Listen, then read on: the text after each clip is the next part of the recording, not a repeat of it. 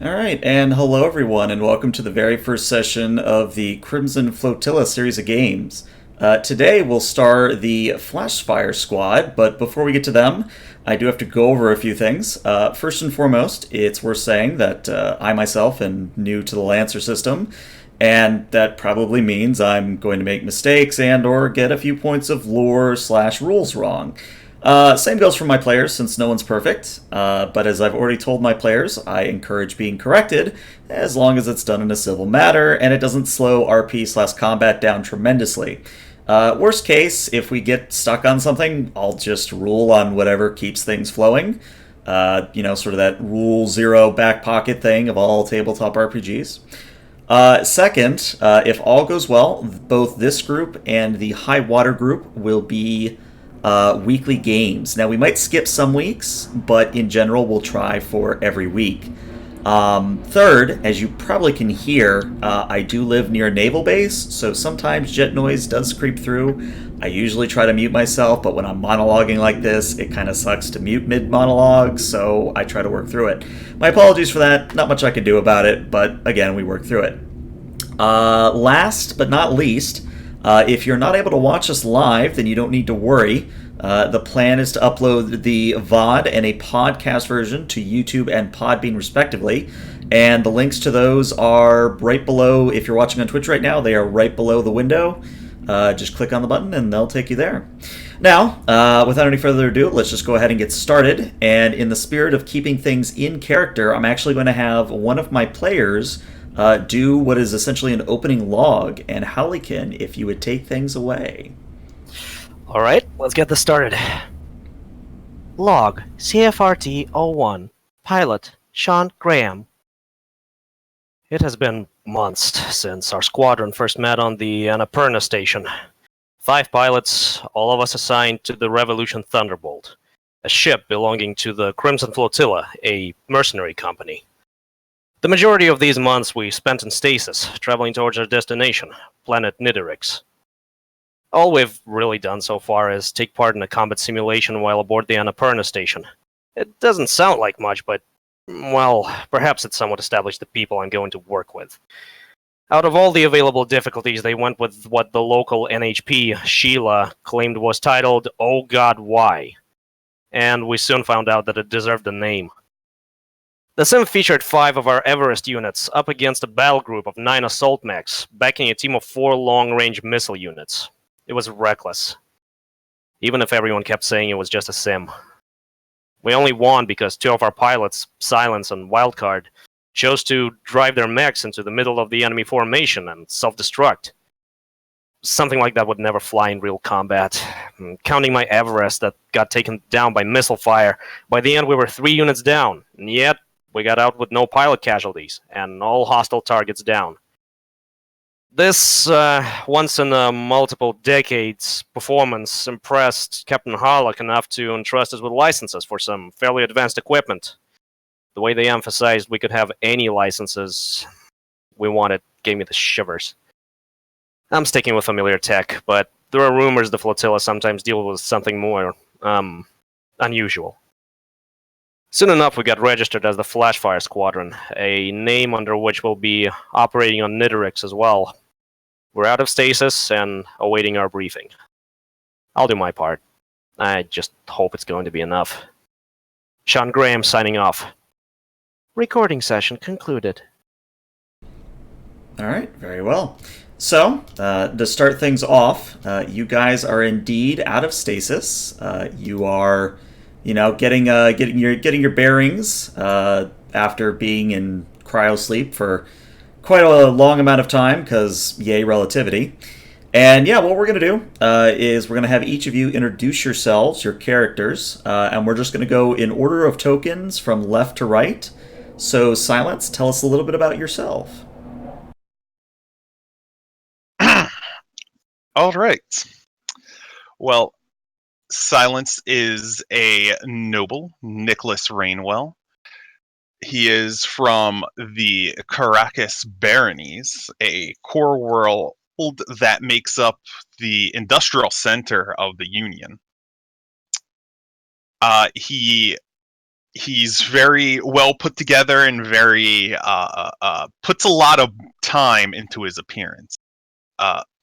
He tends to talk a lot, especially about his ideals and his thoughts. He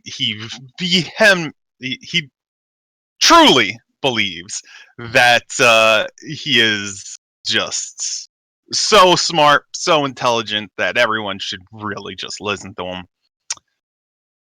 And he's a bit reckless. He's someone who really buys into his own bravado, his own luck. But I think that's all you really need to know about Silence. Other than his name is a bit of it's a bit of a joke on how much he talks too much. Noted. All right, up next is Wildcard. Wildcard, otherwise known as Bren Vitale, is clean-shaven, somewhat pale, a lot of time and space as a cosmopolitan. Those are a group of people that tend to travel space. They don't really care about time, I guess, at least subjective. They're usually in space a lot or near light speed. But anyway, he dresses rather loosely, tend to be in mechanics overalls most of the time, a hat often more to the side, and he usually smells like smoke, but not the kind that you get from a cigarette.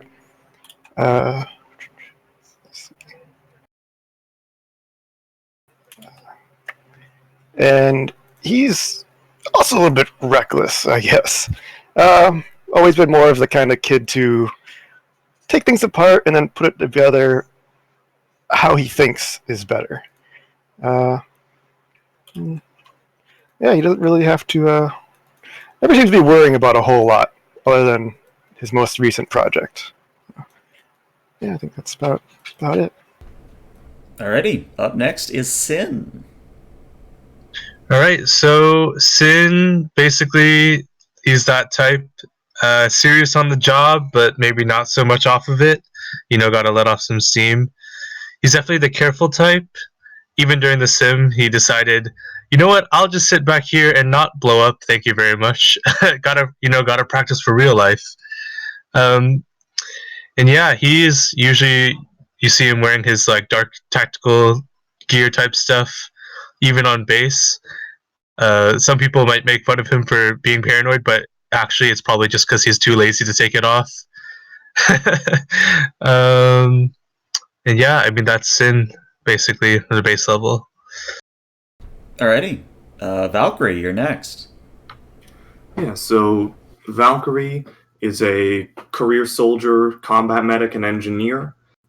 She served a standard tour of duty in her homeworld's standing army, worked on mechs long enough that she was eventually given the chance to pilot one once a really desperate phase of war went into play. And at the conclusion of that war, she was either discharged or left of her own volition and took her mech with her.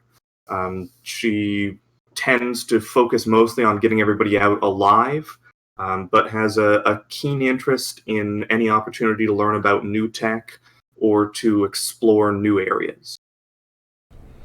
Alrighty, and last but certainly not least, Targ, if you or Tarj, because that's right, it's Sarge but with a T, so Tarj. So Tarj, real name Sean Graham, is from a rather backwater kind of Western-style world. He seems a little bit of a worrywart and can be a bit of a shrinking violet. Overall, he's a scruffy young man, somewhat unkempt brown hair, 5 o'clock shadow. Visibly, he's not very robust, but there's slightly rough skin on his hands, and it betrays the fact that he's familiar with some physical labor. All in all, his clothing can be mostly described as just standard edition. So he tends to wear simple military fatigues, drab. The same can be said for his hard suit whenever he puts that on. And the one standout accessory that he has is he wears a loose bolo tie that he wears more like a necklace with a clasp that resembles a circular shield, like the namesake of his code name. And currently, just getting out of his capsule, he's stretching, just kind of trying to catch his bearings after cryo sleep. All right. And yeah, I did want to give you guys a moment or two to roleplay amongst yourselves before we went to the briefing. So again, you are coming out of cryo, you're getting your stuff together, and seems that everything you've packed away or wanted to bring with you is still on your person, so to speak. Alright, well, wild card, just stretches, pops his neck a couple times. Say, I do this all the time, but still don't get used to it. Always a crick in my neck. Anyone got any, painkillers or something? Sin is just like, leaning against the side of his cryo unit after he climbed out. You can see he's struggling not to vomit. Ugh, tell me about it. I can never get used to this. Yes, some nausea is to be expected. Does anybody need a small corrective? I have a minor one to help with that. And do check yourself for freeze or burn. It has been known to happen. Hearing that, Charge actually starts kind of patting himself, just looking over. No, I think I'm fine. Just a little. Whoa! Nearly stumbles on the way out of the capsule. No, I'm good. I'm good. Just need a little time. Corinthia, you okay? Yes, you spend enough time in these pods, and eventually it's more like waking up with a hangover than waking up after being hit by a truck. Why not both? Ah, there we go. Another cryopod or stasis veteran. Cool. So you got what? Is it ibuprofen this in the future or something equivalent? It's more of a mild dermal patch, much more effective than swallowed pills, and you're more likely to keep it down if we have to suddenly accelerate and your stomach vacates itself. So GM, Targe is actually going to walk up to a window if there is one here, and I just want to look outside. Can we already see the planet? You can indeed, and I will very briefly show you the planet. You see below you, out of a window, a desert-like world that is sort of split in two, kind of as it is on this image here. It looks to be about half is your typical brown or your typical sort of earthy color, and then almost right down the middle, the side not facing the sun. And you do see that there are actually two suns if you look to what would be your right. But it appears that this planet is either tidally locked or is rotating such that one side does not face the sun, because you are seeing on the left side of the planet ice and white rock, which would seem to indicate that there is no light on that side of the planet. But you might learn more about that later. Looks like a blueberry and butterscotch flavor over there. I could work on my tan. Says lifting up his overall sleeve to show his glowing underarm. Well, not really. What are the odds we get deployed in the survivable zone of that planet? I would say it would be very slim. I like it. What are the odds they're gonna flip a coin? We're not here for a vacation. Well, I guess. Yeah. Yeah, no, that would be too much to be desired. People don't get paid to be on vacation. You never met my family.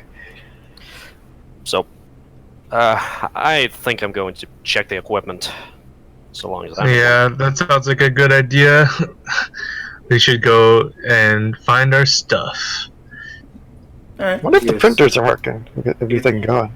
At the Take very my least, we license. should track down the captain and make sure we are being deployed to the right place. Are we supposed to yell at the captain for that, or do we have, like, someone else? Yeah, is there like an assistant in here or something? Yeah, I'm just waiting for a jet to stop buzzing my house. So yes, there actually is an assistant in here. They've just been waiting patiently by the door, and they speak up and says, you are actually all expected to attend a briefing by Commander Thomas at your earliest convenience. He will be your liaison to the rest of the flotilla. Shall we change first? They just gestures at the cryopod jumpsuit. Yes, my understanding is that immediately following your briefing, you will be deployed down to the planet, so make sure you grab everything before attending the briefing, please. Yes, and I think showers may be in order. We've been in the same clothes for several years, real time. Yeah, I mean, I was wearing... This stuff was in the bag. I never say no to a nice hot shower, so... Wasn't it more like months? How long were we under, anyway? Approximately 2.5 years. Oh, okay. I'll have to Yikes. put that on my tally. Oh boy, getting older every one of those journeys. Not where it matters. Wildcard tapped some stuff into the data pad he pulled out. It's like, yeah, 146. Yeah, there we go. All right, let's go. There's a cool briefing I want to go here. So, given the chance, I'm actually going to put on a light heart suit and just be pretty much battle ready by the time I go to the briefing room. Yeah, and I think we all just suit up. yeah, I was gonna say there's a needlessly long suit up sequence where you take showers, you get in your gear, etc., etc. But eventually, thanks to either directions you are given by the assistant or just following the signs on the wall, you eventually come to the briefing room. And waiting for you in the briefing room is a older gentleman. Well, he looks older anyway. His face is definitely weathered. He definitely looks like he's seen some combat because he's got scars that run across his face, especially one prominent one that comes down his right eye, and then almost like a large cat kind of scraped the side of his left cheek. But as you walk in, he motions to the seats where your tokens are at the moment and says, please come in. I was just preparing the last bit of your briefing. As you may or may not already know, my name is Commander Thomas, and I will be your liaison to the rest of the fleet. So, without any further ado, let me ask, did you find your stay in cryo pleasurable? About as pleasurable as they come, sir. I've had better cryo sleeps. It was like being kicked by a very small horse this time, so we take those. Fair.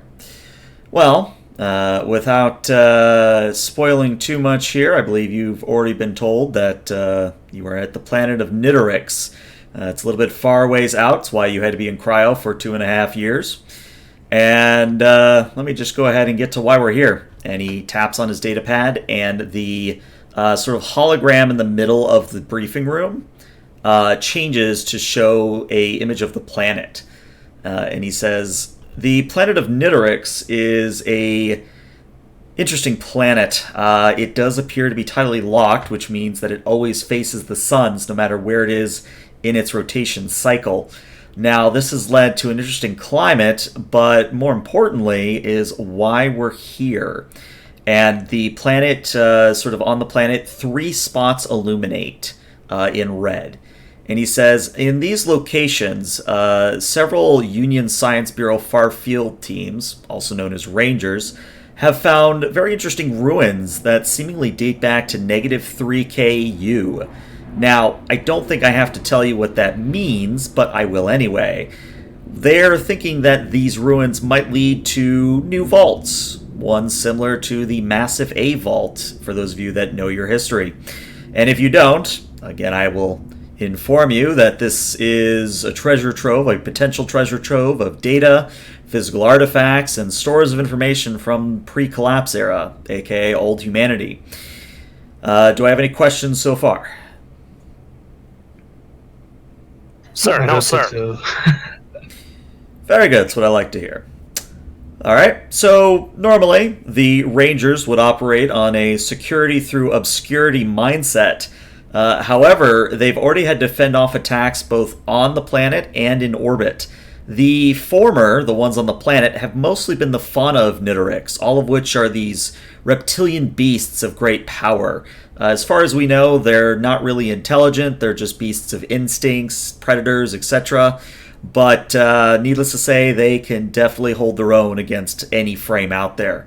As far as the orbital attacks, we're looking at what appear to be non-state actors, or Wolfpack pirates. They've mostly done guerrilla raids on teams both on the surface and in orbit, only to vanish shortly thereafter. The Ranger teams have held their own, but it's only really a matter of time before they're overwhelmed. And indeed, between the time that the original contract was signed and our arrival, about 5 years have passed, and the situation is decidedly more dire as the pirates have grown bolder by the day. The good news is that the Revolution Thunder and Captain Harlock and the rest of us here will handle things in orbit while... Oh, hold on. Holding. An urgent message comes up for the commander. Plane just kind of zooms through the room. Yeah, just a random plane just zooms on through. Sorry about that. But the good news is that we will be handling things in orbit while you and the other squads will be in charge of ground detail. Now, let's see. For Flashfire Squad, you are assigned to the northern dig site, and the planet hologram zooms in to a spot on the lit up side of the planet. Now, what you're seeing here is what the Rangers call the Isle of Onyx. It gets its name from the dark sand that covers the entire desert island. As far as we know, this is one of the rare islands of the planet. You would think that it wouldn't really have water, but it does. But let's see. Yes, you are to check in with Ranger Lovos once you arrive, and she will have further details on what needs doing in particular. Now, that's the overall briefing that I have for you. I have already transferred to your data pads a requisition order for you to print from our printers here on the Revolution Thunderbolt. And you are also cleared for Docking Bay B to take a dropship down at your earliest convenience. Obviously, the sooner the better. So, any questions, comments, concerns? This would be the time. Are we expecting any anti-air on our approach? Not that we're aware of, no. Again, the only really installations that we're aware of are those that have been set up by the Ranger teams. But it is quite possible that the Wolfpack pirates would harass you on the way down.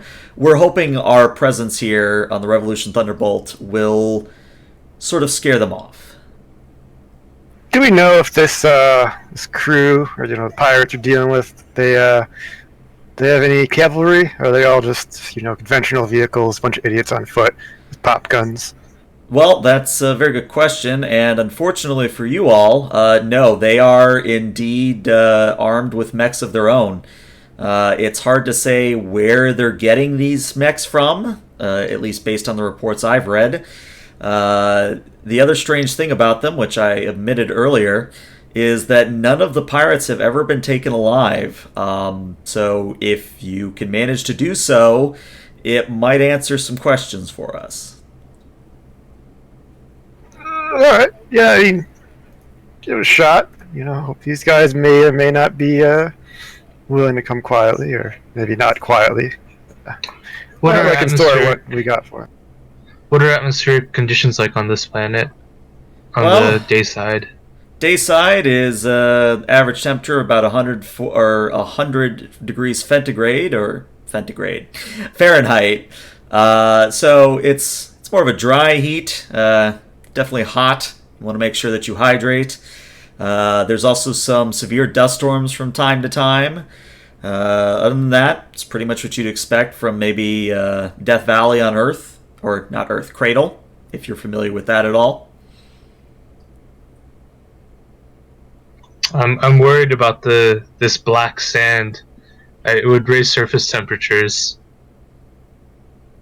Little heat never killed any. Well, I guess. Never mind. Just keep cool. I guess keep some ice water. Yeah. Yes, and you'll probably want to recycle your heat sinks on your mechs as soon as possible.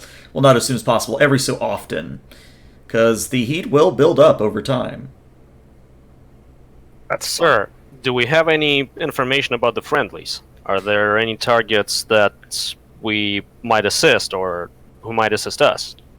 That would be the purview of Ranger Lovos, as each of the 3 main encampments have their own details and own personnel. So she would have more information on that. They have decided not to transmit that information for fear of it being intercepted. Understood. Are we going to be the only Crimson Flotilla units in the area? Well, the High Water Squadron, who I'm briefing right after you guys, they will be heading to the southern dig site, and you see on the planet display that it is on the night side of the planet. They will be having to deal with polar conditions, so quite literally the polar opposite of you all. And then the Grim Squad will be in charge of the eastern encampment, and you see sort of a dot appear midway between your dots. So in a pinch, the lucky bastards. Yeah, in a pinch, you could probably call for aid from one of them, but in general, this is a hot drop, and we will remain in the area as needed. This whole side of the planet's a hot drop. Will Revolution Thunderbolt be able to provide any orbital to ground assistance? I was unfamiliar if this ship had lance batteries or any other type of artillery capabilities, let's say. We have limited orbital support available for you all. However, I will say that the less we have to call upon it, the better. Mostly because you start shooting guns like that at a planet, it's an inexact art form. I would recommend that whatever you're trying to hit either be at great range from yourselves, or possibly you throw down some beacons for us to triangulate the signal on. Tarj just kind of gives the side eye to some of his squad mates, knowing that they were reckless enough to self-destruct, so he's not sure that they're actually not going to call in artillery. That, and you gotta keep in mind that, if they fire their guns, they'll probably be powerless for a little bit, or they gotta recharge. The pirates probably jump on that. Not that, ever done that anything. Just stories, Jim. I'd rather we didn't attract attention to the ship. If the pirates start attacking us and threaten our own ship, that would be an issue to finish the job. Yeah, let's make them look at us down there. Yes, a final question on ground conditions. Will we have access to printing facilities planet-side, or will we need to return to the Revolution Thunderbolt for a new frame should any of ours be taken out of service? Well, lucky for you and High Water, both of the camps you're going to have a Schedule 1 printer, which means that you have the ability to basically print yourselves a new mech if the worst happens. I'm also told that there will be a single handheld printer available for you all from the dropship. I would recommend not losing it.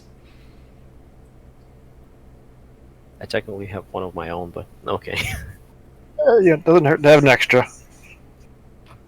Yes, duplicates are never a bad thing in an environment that can kill you on such short notice. I mean, in this case, duplicates are bad. There's 2 suns. That's why it's so hot. I think the main concern comes from the title lock rather than the binary star system. Yeah, 2 suns, duplicates. You know what I was saying. Well, If there's nothing else, ladies and gentlemen, I have to go brief another squad. And he looks around one last time for any lingering questions. Oh, where may I link up my Omni Hook with the Revolution Thunderbolt systems?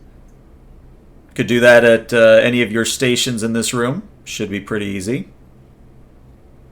All right. So yeah, gotta make sure to sync up. Yeah, that'd be good. Very well. Godspeed, Flashfire, and make us proud. And he actually snaps you a salute, and then he walks over to go begin briefing another squad that has walked in and sat down over here to the right. I return a textbook salute and walk out of the room. Yeah, Wildcard gives a lazy, limp wrist. Yeah. Alright. Salute. Sin will just nod before heading over to one of the terminals. Valkyrie will snap a military salute and wait for the commander to turn around before releasing. Mm-hmm. All right. I like to loosen up some. So, Old habits die hard. Yeah. So, Sin, is there anything in particular you're doing with the OmniNet, or are you just syncing up in general? Yeah, it's just like a narrative thing, just to make sure we're all hooked in, Okay. That's why I check. All right, so your next stop is the dropship / printer, and I think this is about the time that we need to start talking about your mechs. So we're just going to go left to right on this map. Yes, I am deliberately messing up the order. So yes, Silence, why don't you tell us about the mech that is awaiting for you in the dropship, and then we'll just go down the line from there. Ah, you mean the glorious Gawain. Yes, the Gawain is built on a Blackbeard frame, meaning it is a specialist in close quarters combat and grappling. It is renowned for its strength, able to rival even mechs twice or even 3 times its size. It has a very knightly visage, with a winged helmet and lots of armor and gold trim and epaulettes and even a nice little cape. It also sports a few of his family crests on it in some tactical positions. It is not a subtle mech by any means, and despite its initial gloss of nobility, it is brutally, primitively effective. Noted. All right, Valkyrie, you're next. So Valkyrie's mech, Agapetas, named after an old Ukrainian doctor, is a Lancaster series, or Lancaster pattern frame, meaning it's a quadruped designed more for support than for combat. It's painted mostly white with a large blue cross on the side, and mounts a single mortar for fighting in emergencies, but a number of drone repair and utility systems, as well as a medical kit and some manipulators on the outside for field surgery. Alrighty. Up next, what do you got going on, Sin? Alright, so Sin is piloting the Atlas, to basically a name suggested to him by his OmniNet friends.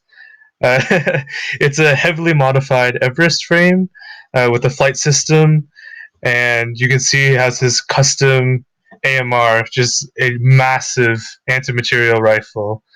And yeah, it's basically over-engineered.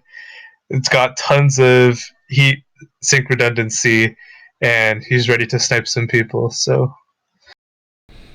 All right, up next, Wildcard. Well, Wildcard is looking at his mech a little bit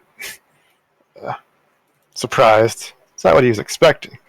But the Dragoon, it's about 18 feet tall, silver, humanoid with 3 arms, 1 on the right side, 2 on the left, covered in pearlescent paint. And it has what could be considered spikes, but a closer look is cannons on the shoulders that point straight up. It's got a glowing red eye even when it's powered off. But if you take a look at the eye, aside from hurting your head a little bit, you kind of tell it's not actually a head. It's just in the place where a head might be on a human. The right arm is holding a dual-purpose weapon. There's, 2 barrels on there, has a lot of electronics on it. So. And the 2 left arms are carrying a large blade that has a battery pack on it. Alrighty. And then finally, Tarj, how you doing? So, Tarj is currently inside a mech that actually, by pure coincidence, looks very suited for the desert environment they're going to, because it's colored in a kind of desert camo and has a rolled up, what basically resembles a giant mech-sized ghillie cloak or ghillie suit to camouflage the mech when it's immobile. It is heavily armored. It is a Tortuga pattern, which is basically made to fight pirates initially, but since then has become a mainstay of the company that manufactures it. So the Sandbug in particular has somewhat rounded shapes to its armor. The head itself has almost an insect-like quality to it, with a single glowing mono-eye cam, which is currently rotating, focusing, and just moving from one mech to another, surveying this entire location. Alrighty, and just to show off the functionality of Roll20, why don't you all switch over to your mech tokens, because I think it's cool. And yeah, you guys find everything that you're looking for. Anything that you want on your mech is there. Anything you want, personal equipment, is there. A drone flies through the room. Those damn drones. Just, middle of monologuing. Hi, drone. How you doing? Yeah. Now I gotta mute. Hold on. I swear, it seems like ships are more and more reliant on these things, but you'd think they'd give them their own access tunnels up top instead of having them buzz through at head height. One of these days, this thing is going to concuss somebody, and I will not be held responsible for it. You ever think the NHP's having some fun? So long as they're friendly. And in the meantime, Tarj just focuses momentarily on the mech that Wildcard is piloting, and he just goes, "What the frill did you print?" I don't know. This is not what I had in mind. I put in a license for a Barbarossa, and this is something else. What did the documents say about it? I don't recognize the pattern. Oh, I guess I'll get inside and take a look, because this is a little bit different than I was expecting. Are you sure you're going to be able to pilot that thing? It took me hours to get used to piloting. Hours in the sim chair. We'll see. I'm not worried at all. No. This will be fun, well, yeah. I don't know about you, but this is the first time I'll be piloting a mech on an actual combat mission, so... Oh, no, I've had practice with with Everest before. This is a little different than I was expecting. You've never been on a combat mission. Listen, I've taken I've done plenty of hits. I've done plenty of jobs. All right, mechs are just new for me. That's all. I think it'll translate well enough, though. Give it 2 hours ground side. Once the motions become natural for you, it's not that much different than just wearing a really big, badass suit of armor. Hey, I took the flight system for a reason. That's what I'm used to on foot. So real quick, does anyone actually have an NHP in their mech at the moment? I do. You do? Alright, what is the name of your NHP? It's a servant fragment. Doesn't have a name yet because hasn't interacted with it yet. Okay. Oh, it's a secret. He doesn't know about it yet. This is not the mech that he was planning on having. That's amazing. I love that. I already like this way too much. Yeah. Tarj is visibly nervous from that mech. Like, you can practically tell he's just kind of, like, flexing his hands, just kind of clenching and unclenching his fist, and then he just approaches his own mech and just starts climbing in, as if that would keep him safer from this thing. Mm-hmm. All right. So you all hop into your frames and get yourselves secured, and seemingly the dropship seals itself. You haven't seen a pilot walk in or anything to that effect. Just you five boarding, and you feel the subtle shift in gravity as the dropship launches out from the Revolution Thunderbolt. There's no windows in this back here, so you can't really see what's going on. But a pleasant female voice comes over the comms in the back and says, "Hello, my name is Marcia. I will be your NHP pilot for the foreseeable future. Please enjoy your flight." Oh, hey, nice. That's good. Good. You know, they're faster. And what is this thing? Marsha, what's our expected ETA? Barring any issues from the local pirates, your ETA is 30 minutes. Oh, that's a hot drop for a planet of this class. You may want to strap in, folks. Sounds like a plan. Did I ever tell you that I also hate flying if it's not me who's doing the flying? Oh. So, because I am a sadistic GM, I would like everybody to please roll me a 1d20, and Sin, because you have invoked your backstory, you're going to have one difficulty because it's not you flying. I was actually, yeah, I was like, Is this is something that Wildcard did in his past when he hung out with his previous crew. Is this D20 like a stay cool?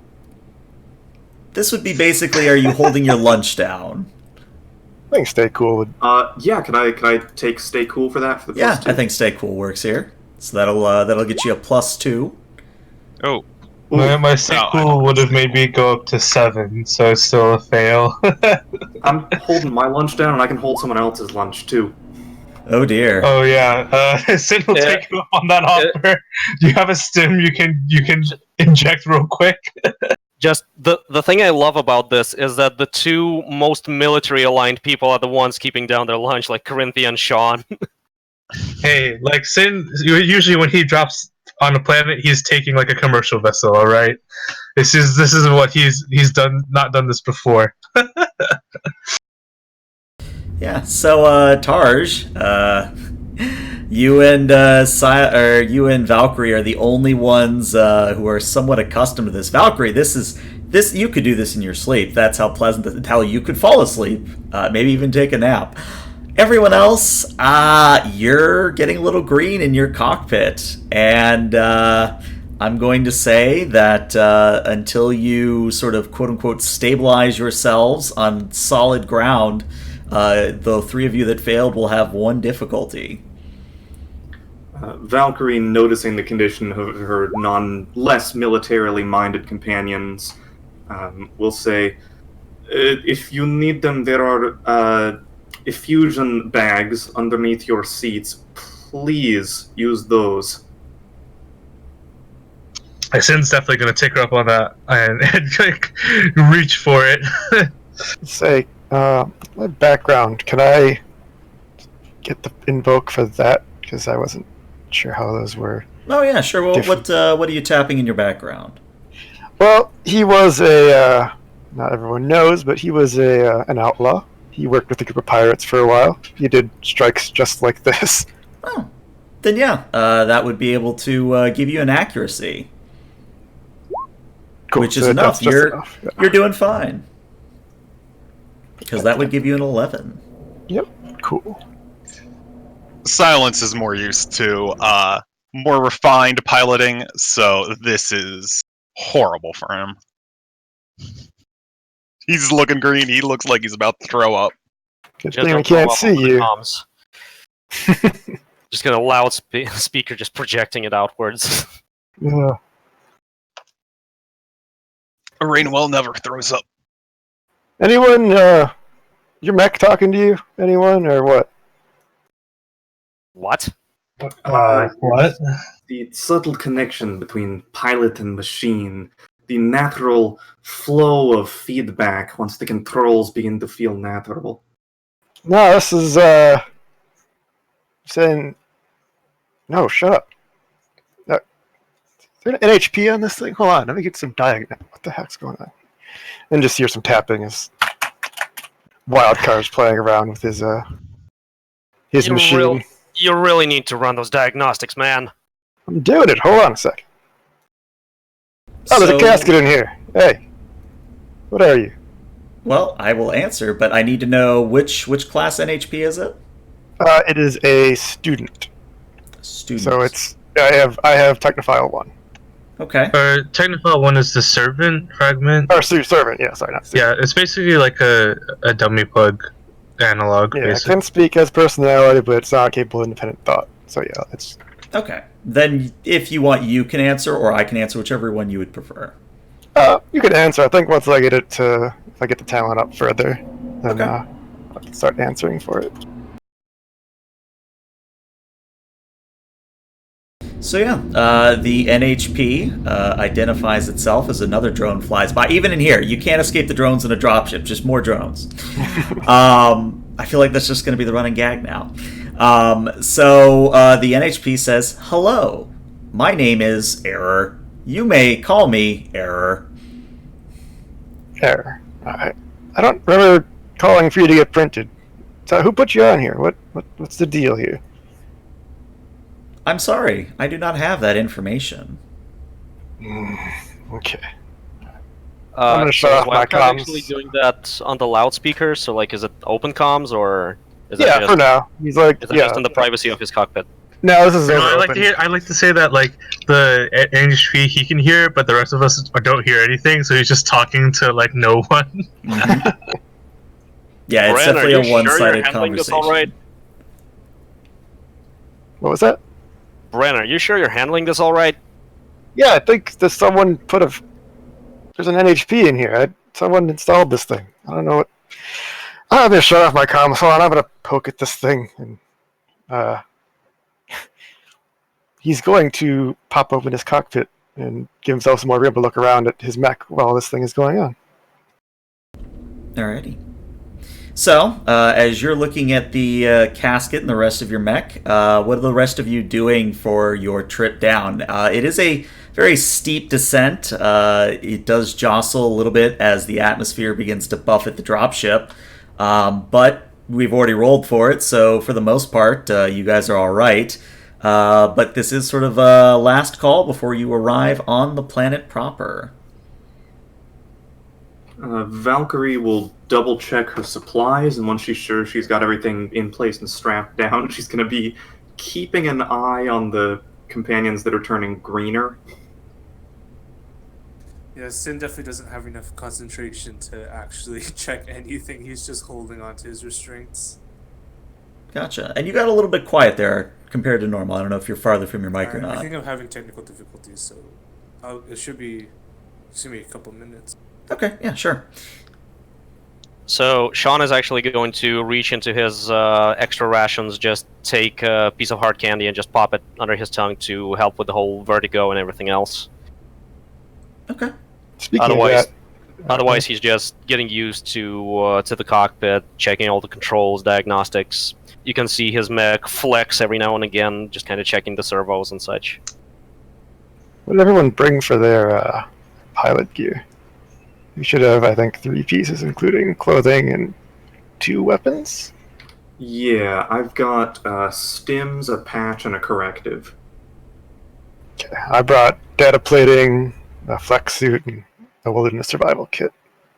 I brought a wilderness survival kit, extra rations, and a handheld printer. I got a demo charge, a grenade, and stim. So, he's ready to party. Yeah, Yeah, we're called Flashfire for a reason. Sorry. Yeah, the Smart Scope, Omni Hook, and Mag Clamps. Okay, cool. Whoever had the extra rations, what'd you bring? Oh, just odds and ends, some favorites to calm the nerves. I mean, I should have something a little more nutritious in case we, actually get hungry. Candy? Tempting. So, the gravity here is still low, right? No, once you've hit atmosphere, the gravity kicks in to cradle normal, so about 1G. But as you all are talking back and forth, what happens is that the ship suddenly lurches to the side, and I would normally have you roll for this, but I'm going to say that you're able to catch yourselves in time. And you hear Marcia come over the loudspeaker and says, I am intercepting a communication from what appears to be the Ranger Lovas and another individual. Shall I patch it through? Yes, Marcia, please. All right, so you kind of get like mid-conversation this. All right, just stay there and wait, someone's joined. Who the hell are you people? Ranger Lovas, we're with the Crimson Flotilla, Flashfire Squadron. Oh, thank God. All right, look, we'll do the whole get-to-know-each-other crap later. We've got a convoy that has been trapped by the pirates to the south of the encampment. I need you guys to divert and clear them out and rescue the convoy. Think you can do that? What are the coordinates? Patching them through to your NHP now. And Marcia says, yes, I have the coordinates. Redirecting. Flight path. Marcia, ETA to new destination. ETA is approximately 2 minutes.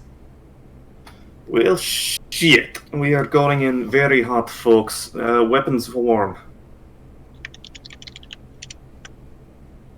So, Charges Mech at this point actually is going to reach over and just take off this large shotgun with a revolver magazine attached to it, and he's just gonna cock it real quick and just position his mech like it's ready to dash out as soon as necessary. The wild card comes back on comms. So, what's going on? What's with the lurching? Looks like a friendly convoy is under attack. We're gonna have to deploy and assist them. It's pirates. Oh, fun, sweet, good. We can get this thing to go. All right, learned a bit about the NHP, so I think I'm ready to go. Should be okay. It's not bad. Not cascading. I don't think. Should be okay. Let's hope so. Just watch your friendlies. And it's about then that the rear of the dropship begins to open up and the hot desert air begins to swirl around in this back. And there's a green light that illuminates that gives you guys the signal to go.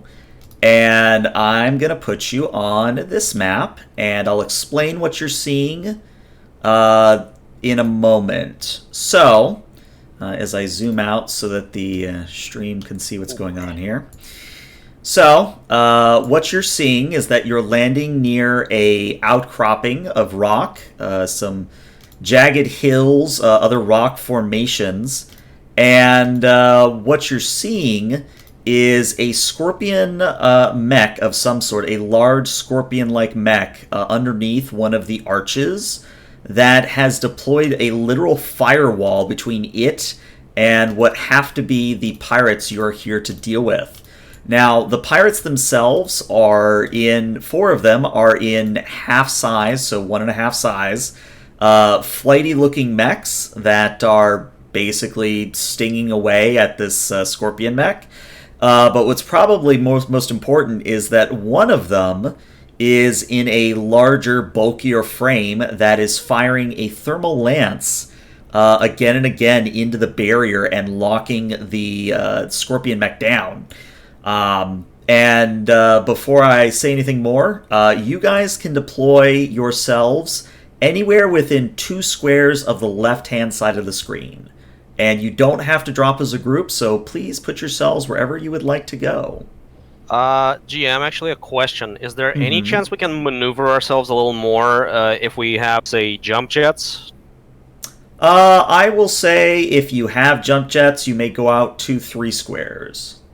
All right. How about jump jets. What's the other one? Not jump jets. Flight system. Yeah, the jump system. Yeah, sorry, I was getting the jump system and the flight system confused. I would say if you have a flight system, then you can go out to 4 squares. Yeah, Sin, I've got jump jets, so if you want to stick yourself somewhere, I'll come in behind you. If anyone needs tank support, we could kind of land with somebody behind me, so, that's why I'm here. No, I'm going up here. We're going to try and take out that scour. Yeah, we are going to rush down that big guy. So you can probably go and help out the scorpion-looking mech. Mr. Firewall over there. Alright, I mean, I'm thinking I would probably spend my first turn to just kind of reach this hornet over there on the hill, because I can just run over here and then just attack, because that would be in range. Do we want to do that? Well, we'll just get deployed first. Looks like, well, Sin and Valkyrie are way up there. How is the line of sight looking from that location anyway? Yeah, so I was about to explain that. So you can kind of see that there's tiers to this. If you're on the same color tier, it's normal line of sight. If you are 1 below or 1 higher, they have soft cover. If you are 2 or more, then they have hard cover. Okay. Alright. And I would say, though, so for example, if you try to shoot across where that orange line is at the moment, that's locked line of sight for you. Okay. So only if it's arching? Yes, so only if it's arcing or seeking. Yeah, okay. Alright, so you're all deployed where you want to be, yeah? I think so. Okay. So, there's the muffled sort of thump as you hit the ground and your servos compensate. And immediately a voice comes over the comm, a panicking female voice, and she says, "Oh, please tell me you're not a pirate. You're the Flash something squad, yeah?" Not a pirate anymore. We're the ones here to save you. Right. Flashfire, ma'am, here to assist. Good. I'm Prodigy. I'm holding my own at the moment, but they've got me locked down. Just do what you can. And yeah, we are going to go into a full turn order at this point. Alright, first fight ever. Yep. I wouldn't mind going first. Yeah, so I'm trying to think if there's an easy way to show this on stream. Yeah, I can put it there. Which one of you would like to go first? I would like to. I would like. Yeah, I want to go. All right, either one of you. So, on 3. Yeah, I'll take it if no one else minds. But I'm going to instantly hunter lock on this hornet. Okay, that would be the red dot hornet. Yep. Okay. No save, no nothing. Automatically, just nominate as a quick action. Okay. Then I will also additionally fire my passive at it, so it takes 1 AP damage. Okay. With free action.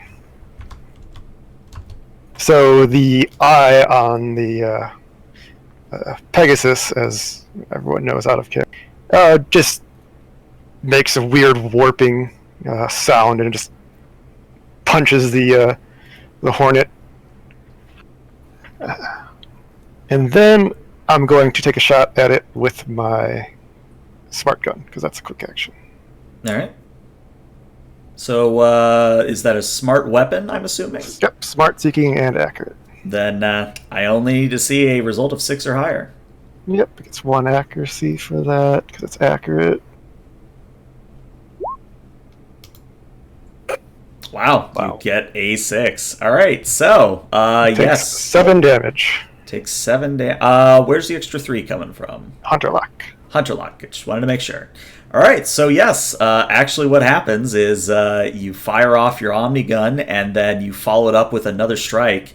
and the Hornet doesn't know what hit it. I mean, it is completely just decimated on the spot. Now, I do need to ask for clarification here. Are you aiming to cripple or to destroy? At this point, destroy. Destroy? Then that Hornet is no longer. Like, woo! Target down, first kill. Awesome. Mm-hmm. Let's go. Hey, Air, say something funny. No? Alright. So, up next is going to be the Pirates, and I'm going to have Orange Dot go. And Orange Dot is actually going to... oh, you know what? Before I do that, I need to tell you guys the actual mechanic for the planet.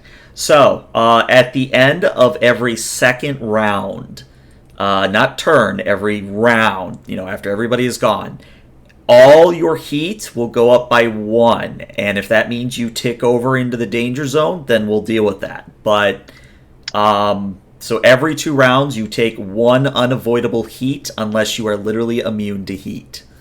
Just so you know.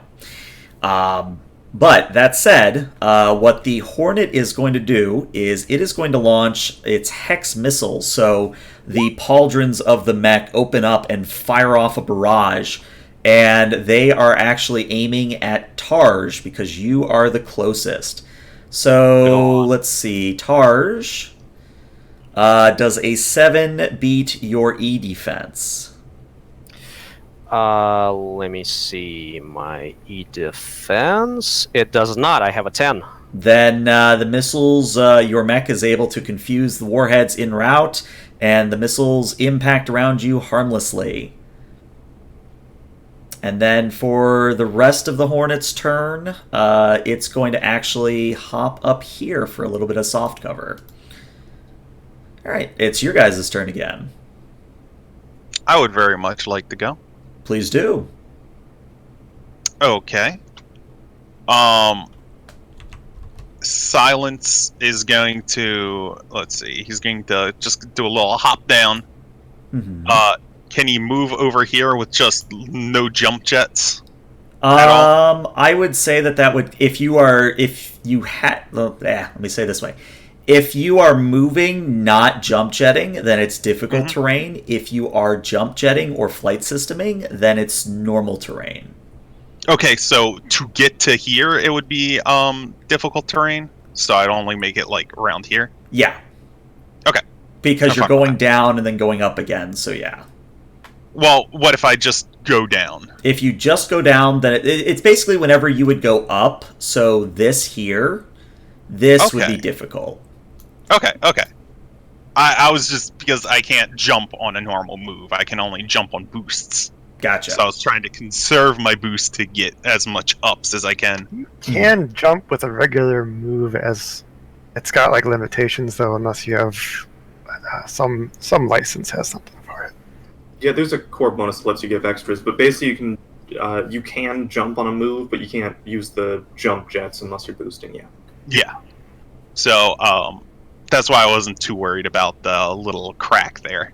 Mm-hmm. Then I'm going to use my jump jets to hop over to here. Okay. With a boost, I guess. Yeah, I wasn't sure if I would get this far, but now that I have, nanocarbon sword to him. All right, and that is against its regular defense, yes? Yes, that is against his evasion, which I imagine doesn't hit, but it has reliable 3, which means it does 3 damage anyway. Yep, so you swing into this thing, and it, sure enough, it does dodge out of most of the damage out of the swinging sword. However, your nanocarbon sword carves into its side, and it does take some amount of damage from your swing. Anything else? Original plan was to overcharge, but that's not going to happen. Okay. Yeah. All right. Well, the Hornet you just attacked is going to just fly away from you, and normally you would get a Overwatch action. However, it has something that it basically has the supersonic trait, which means that it, as a full action, can basically just bamf away from you. And it will actually go anywhere within 50 that it can see. So it can't see Sin or Valkyrie.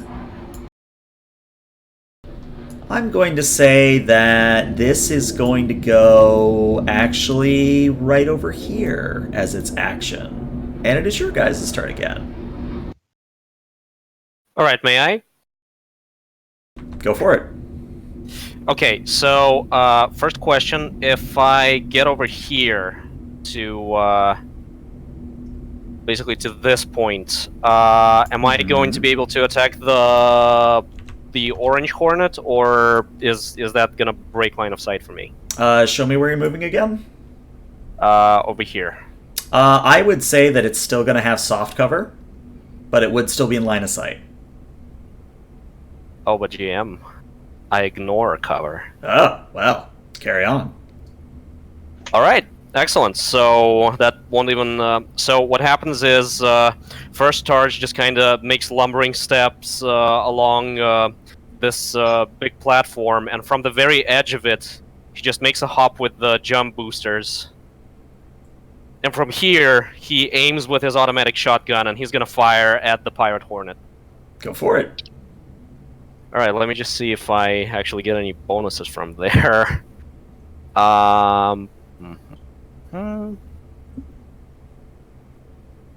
As a matter of fact, I do. Handshake etiquette. I get +1 accuracy on attacks with a CQB weapon at range, within 3 range. So, yeah, I'm gonna make an attack at 1 accuracy. Okay.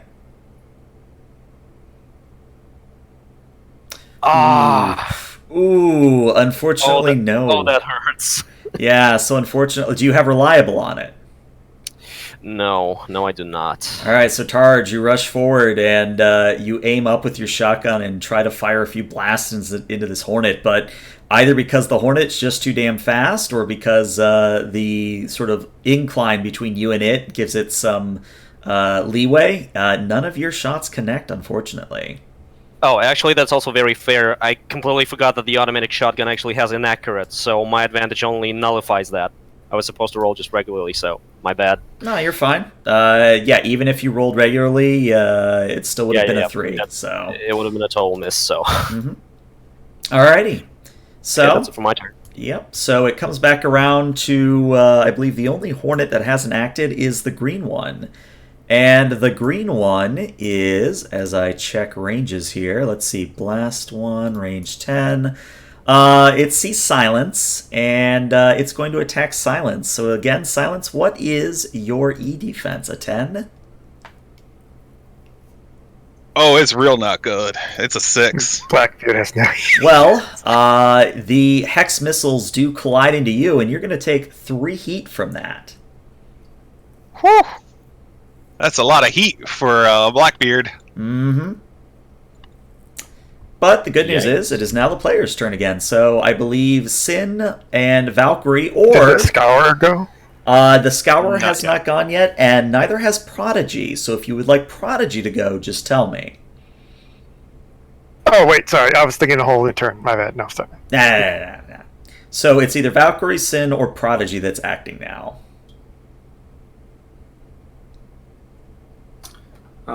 My turn is mostly going to be dropping a reload drone for Sin and then moving. So if somebody else wants to take the action, they should go ahead.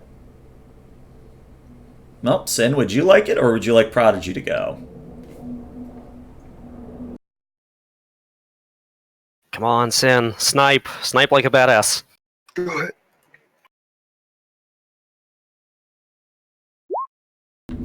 Yeah, I was going to say, your mic has not been picking up recently, so if you've been saying anything, at least I haven't heard it.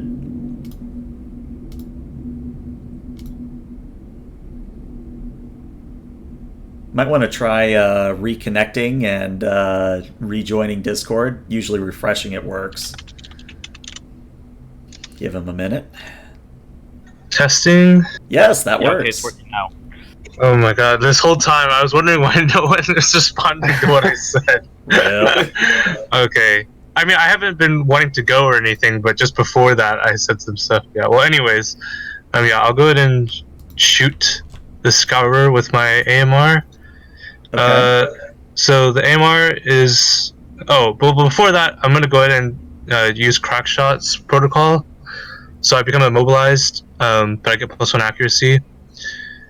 So yeah, we'll shoot the AMR as accurate, and then also have +1 accuracy from Tactician, because I'm at a higher elevation. And you said it would have hard cover, is that correct? Yes, it would have hard cover based on where you are. Okay, so that'll be just 1 accuracy then.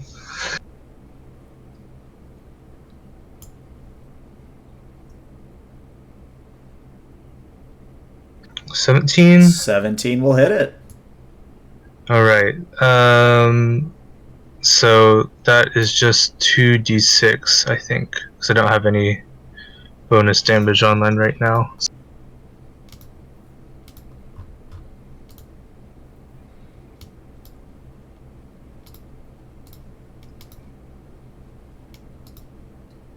So, Okay, so that's AP damage, so it ignores armor. Alright, so 6 AP damage.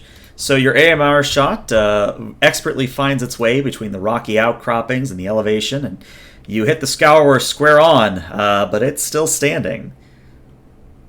Okay, and then I'm going to go ahead and use another quick action to lay down my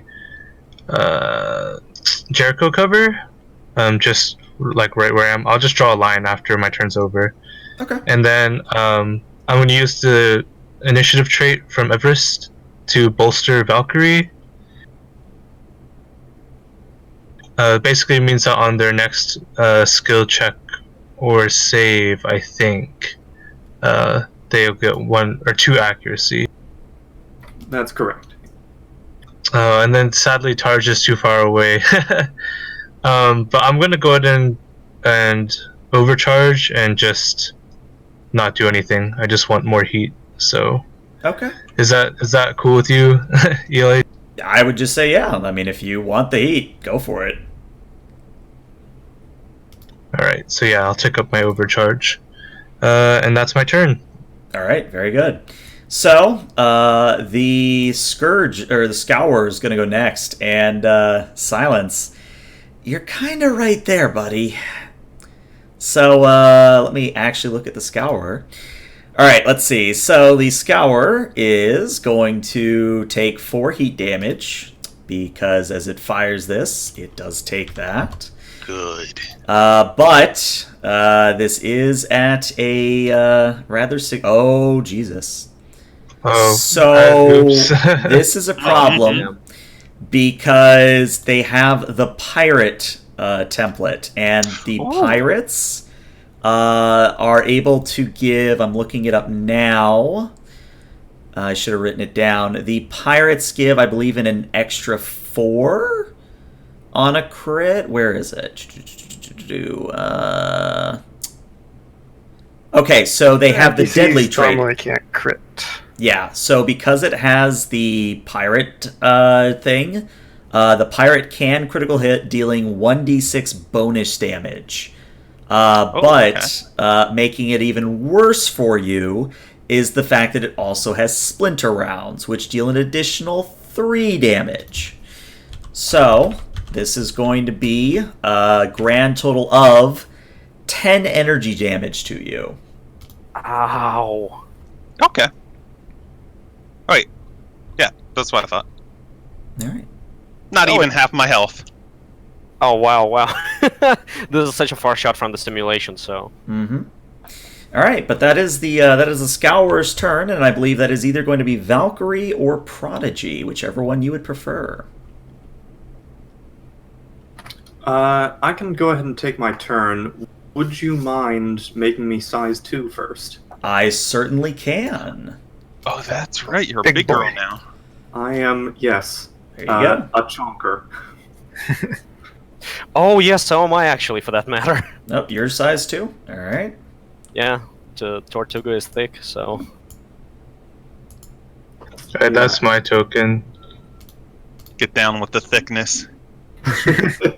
All of a sudden, the pirates just shrink in fear as they realize that we're actually becoming bigger. Growing like mushrooms in a rain. Your damage just made us thicker. I also accidentally deleted my token, so I don't know if you can give Let it to me me again, or how hard it was. let me re-drag you on there. Where's Sin? There's Sin. All right, so you're So on there one's still again. And who was it that I also needed to upgrade to 2? Targe is bigger. Targe is bigger. All right, let's see. So Targe is, where are you on this map? There you are. I'm right here. There you go. All right. So Valkyrie has the jump jet system. So the first thing she's going to do is boost for 1, 2, 3, 4, 5, 6. And then she'll take her regular move, 1, 2, or 2, I guess, 3, 4, 5. Okay. She can now use me as hardcover, for the record. Yes, which is definitely part of the plan here. Ooh, Silence, you were just a little bit too far away for me to repair there. It's okay.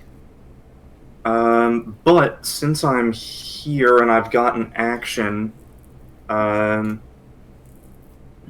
my mortar is arcing, so it ignores line of sight.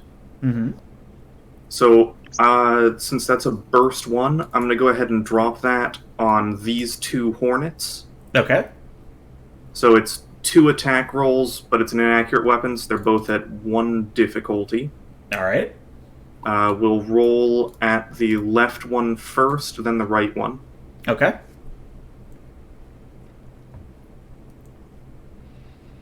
All right, so Spicy. nothing for the right one. And nothing for the left one. Yep. So you fire off your mortar, and it streaks up into the air and comes back down, but the Hornets are just able to nimbly dodge out of the way as if you were just throwing like a paper airplane at them. Pretty much as expected. And then to end my turn, I'm going to use one of my leadership dice. And I will say to Silence, that Scourge is a problem. I need it taken care of. Put it down. So you have 1d6 accuracy on your next check to ruin that thing's day.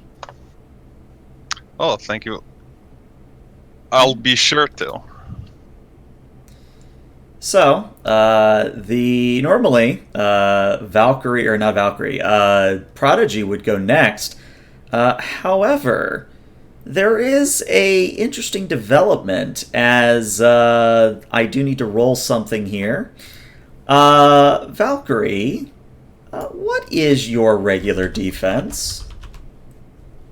Oh, you mean my evasion? Yes, your evasion. That's a whopping 8. Although, if it's coming from the north or northeast, I do have hard cover from this big boy in front of me right now. Unfortunately, it is coming from the south. Oh, good. So I just have to make sure I add this right. 2d6k1. Does an 18 hit you? I believe it does. So... yeah, more than double, in fact. Yep. So what happens is you all hear the loud crack of another AMR, but this time it's not from Sin. It is from a previously hidden sniper mech that apparently the token for has disappeared. I will get you a token momentarily, but so you know where he's coming from, it's going to be from this red square or red circle right there, which I'll move so the stream can see. Ooh. And I will get a token momentarily on there. Sniper battle! Yay! Yep. So, you are hit with the AMR, and that is going to do 10 kinetic damage to you. AP. Yep, 10 AP damage to you.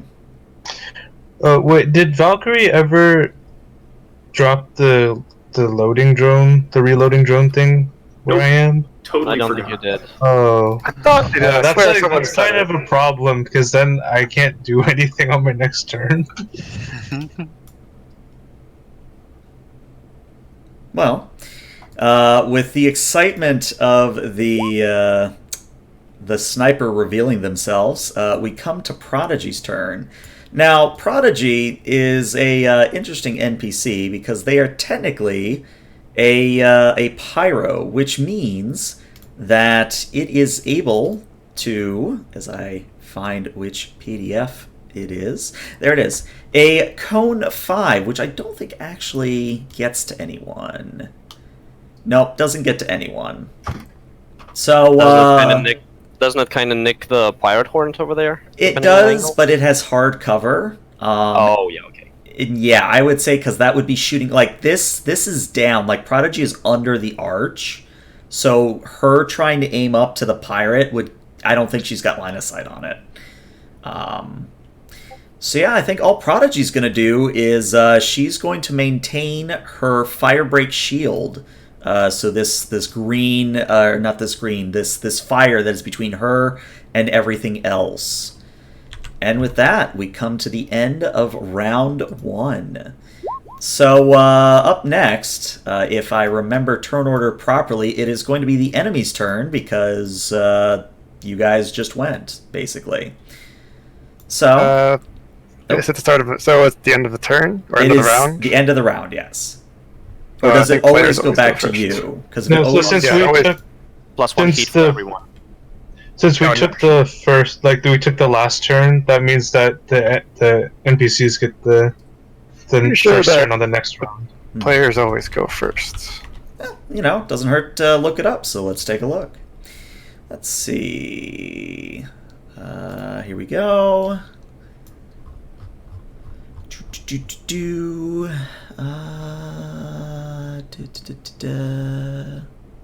If anyone finds it before me, please feel free to chip in. And No, it let's says just- that players always take the very first turn, so because otherwise, let me see. There are more. I guess there are more of them, or more of us than there are them. I guess. I don't know. Right, I think what I'm going to do is... Oh, here we go. Then the round begins again, alternating, so if one side ended the last round, the other side starts the new round. Yes. So this may, for example, mean that hostile NPCs take the first turn in the new round if the players outnumber them. So, yes, they do get to go. Cool. All right. So, with that in mind, what's going to happen next is this Blue Hornet is actually going to move a little bit closer to Tarj and to Valkyrie, but then it's going to see Silence. It's going to fire another Hex Missile at you, buddy. And I think a 14 beats you, so that means you're at a total of 6 heat, which is a problem. That is a problem because that means I'm getting some reactor stress. Mhm. And do we have a reactor thing? No, I don't think I put one in there, so you're just going to have to roll it manually, unfortunately. Okay. Let's see. It's just a 1d6, and hope not for a 1. Yeah. Let's see, I so... believe that means I'm exposed, so I take double damage until I stabilize, or I use a full action or something. I think stabilize. Yeah, that's what I'm looking at now. Unstabilized.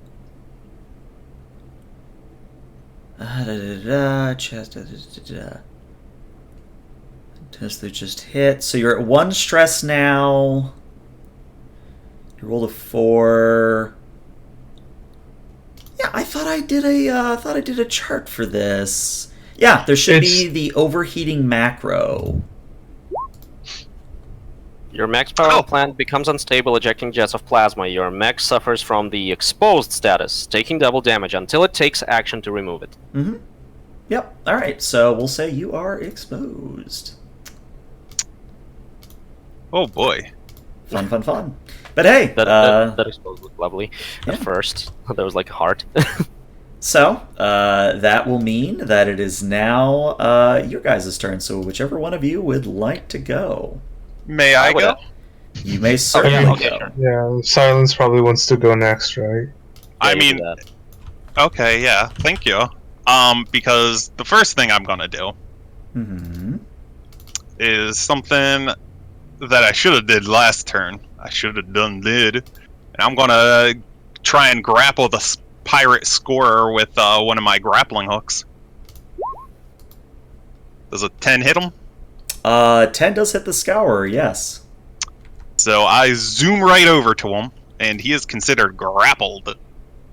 Very nice. Does it do that one kinetic? No, I just needed a number. So actually, I could probably put a 0 in there. Yeah, I think you can. You should be able to put a number in there. Okay, yeah, because it would roll without a number in there, so I just put a 1. But 0 works. Okay, yeah. He is considered grappled. Since I'm adjacent to someone, I should have 2 difficulty for anyone shooting at me now, Okay. which will be nice. And I have an accuracy to this, so I'll roll that in a second. But I'm going to try and stab him with my nanocarbon sword. Alrighty. Unfortunately, a 4 does not, but hey, you've got reliable on it, so that's another 3. Does a 7 hit? Because oh right, I forgot. We can do that in the sheet now. Okay, I'll remember that in the future. So it would be a 7. I don't think that'll hit, but no, it has an evade of 8, so almost. yeah, almost. But 3 damage. Hey, 3 damage. So you cut into this thing, and it nearly goes down. Like you could probably breathe on it, and it would be okay. Okay, and that's cool. I am going to drag this guy over to here. Okay. And I'm considered larger than him, so he just has to go with me. Yeah, he just has to go with you. All right. I'm well, just dragging him. I'd like to position him so Prodigy could just flamethrower him. okay. I mean, you're kind of in the way, but yeah. yeah, that's what I mean. Like I wanted to position it so I can just kind of push him up against Prodigy's flamethrower. No, it's a solid tactical move here. But that is the end of your turn, yeah? Yeah, that'll be the end of my turn. All right, wanted to make sure because on the Scourer's turn, because they're going to go next. Correct me if I'm wrong, but it can still shoot you, yes? Yes, I have difficulty 1, and I think I still have cover because I have blade. I have the blade. Yeah. So if you have combined arms 1, I think. Yeah. So the Scar will get 1 difficulty from that, and they'll get 1 difficulty from being engaged, assuming you're hitting with a ranged weapon. So. Yes, because it is shooting you with its thermal lance again. All right, so it's rolling at 1 difficulty overall then. Wow, it rolled a 0. So yeah, doesn't fires off It's and you just freaking out because it's got grappled by this crazy guy. Mm-hmm. And it's just getting dragged towards this wall of fire. Mm-hmm. All right, so that's the Scourer's turn. Who would you like to go next? I was thinking about dealing with this sniper before it reloads and does all kind of crazy stuff to us. Yeah, you can go ahead. All right, so I'm gonna activate the crack shot protocol, so I'll get +1 accuracy. And then, are we on the same elevation? Yes, you two are on the same elevation. Okay, so it doesn't have any cover or anything, right? But I also won't get my tactician bonus. Mm-hmm. Okay, so it's just 2 accuracy. Oh, I forgot. Okay, before I do that, I have to stabilize first. So I'm gonna cool heat and reload my AMR. Okay. And then I'm gonna overcharge for 1d3 heat and shoot him with the AMR.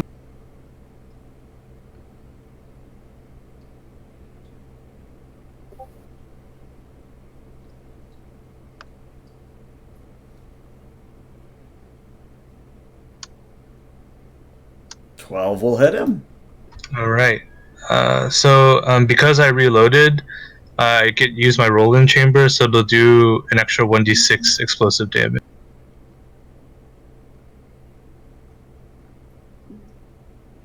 So that's a grand total of, wow, 13 damage. That is AP, yeah? Yes. Not that it matters, doesn't have armor. So yeah, you blow the sniper away. Like, it is completely gonzo. So I totally hear the like crack of another AMR, and I immediately swivel around and like, yeah, bap him right in the cockpit. Alright, so that sniper is down.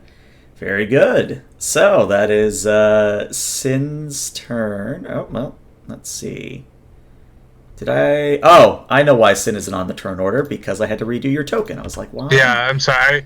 I was trying to delete my cover, and then it just accidentally deleted my actual token. So yeah, it was my bad. Alright, so it is now going to be the enemy's turn, and I'm going to say that... Let's have Green Hornet act. So, Silence. I'm picking on you here, but you are kind of the only opportune target. I know. So, Hornet's going to go ahead and roll. Now, you said that if I ranged attack you, I have 2 difficulty, but is that including the grapple stuff? That's including being adjacent. I think the other someone Hornets will just be plus. We'll just have 1 difficulty. Okay. Well, attacking someone engaged also has a difficulty. No, so it's attacking when you're engaged, like a ranged attack while you're engaged. I'm has pretty sure difficulty. attacking into engaged also gives difficulty. Let's check. Engaged. While engaged, all your ranged attacks are made with +1 difficulty. If you become engaged with a target the same size or larger, you immediately stop moving and lose any unspent movement from that move. I'm not seeing anything that may... Okay. Yeah, I think it's just if you're doing Then the it's- range. Alright, then it's just 1 difficulty, yeah. Alright. So, it can't roll for crap, so more hex missiles rain down around you, but you are unscathed, and it is now the player's turn again. So, Valkyrie, Tarj, Wildcard, or Prodigy can go. I would like to go, if nobody minds. Yeah, go for it. I'd say have at it. Alright, so what I want to do is I want to move right here, just with my regular movement. Okay.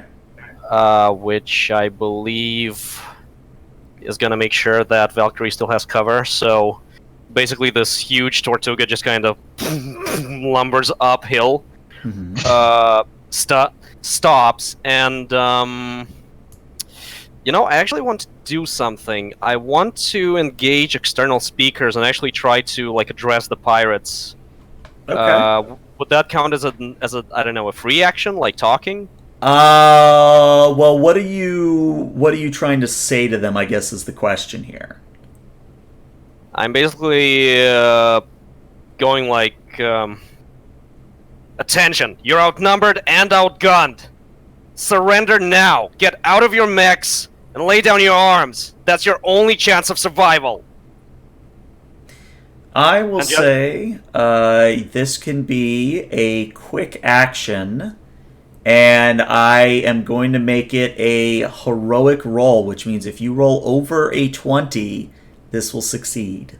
So just roll me a 1d20, add your grit, which should be a 1, and if you get a 19, basically if you get over a 20, you're good. Now, before you do roll, let's check. Do you have any triggers or any backstory invocations? I have lead or inspire. I'm not sure if that counts when I'm trying to basically act authoritarian towards the enemy. I'll give it to you. Why not? Alright. So, in that case, it's going to be a d20, and then I'm just going to add 3 to that. Alright. Okay, so 1d20 plus 3. Let's go. Oh. I am not convincing. No. Like, who the fuck is this kid? Yeah, they But my shotgun is. Yeah, I would say their answer is going to be to literally laugh at you over their speakers, and I'm going to say that because this has failed, you now suffer a difficulty until you regain your composure. Shotgun them. In that case, I'm going to just fire a shotgun at the orange hornet, just to shut him up. Go for it.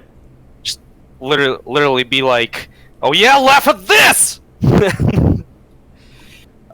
Okay, so let's see. You say that gives me difficulty, right? Yes, 1 difficulty.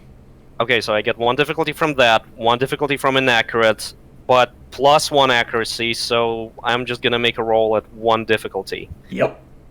Okay, well, let's see. Let's see how well my luck is gonna serve me now. Does a 12 hit him? Unfortunately, no, because its evasion is a 16, so it just literally dodges out of the way of your shotgun blast and continues to laugh at you. You just hear this audible growl, and then I just cut off the speakers and get ready to just ruin their day regularly. Yeah. Well, speaking of days and being ruined, the Hornet is actually going to attack you with his normal. Let's see, would he use his normal? Yeah, he would just use his normal attack here. His little stinger. Yeah. So does an 11 hit you? That's versus my evasion. Uh-huh. Yeah, I'm pretty sure anything is gonna hit me. I have an evasion of 6. Oh, all right. Well, I'm a big fat laughing stock of a target. But you do have armor, I believe. Yeah, I have 2. All right, so you don't take any damage, but you are now considered impaired until the end of your next turn. Huh. Okay. So this little like splinter pistol comes out and just peppers your mech and freezes up some of the joints. So you are impaired, which is basically just a difficulty on everything. Oh my god, I just keep racking up difficulty. Mm-hmm. But wait, that doesn't trigger Overwatch because he didn't move, right? Correct, I think. Yeah, he stayed where he is. Yeah, only if they move within your threat, I think, is when Overwatch triggers. I should have just activated my protocol, because in that case I could... I'm pretty sure, like... So, oh, no, my bad. Confused it for something else. Okay, so... yeah, that's gonna be my... That's gonna be it then. Alright, so Valkyrie, Wildcard, or Prodigy can go next. I wouldn't mind going. Go for it. Alright, let me just get my movement down to make sure how fast I am. I'm very fast. Yeah, 5. Alright, let me just double check. So I feel like that's not right.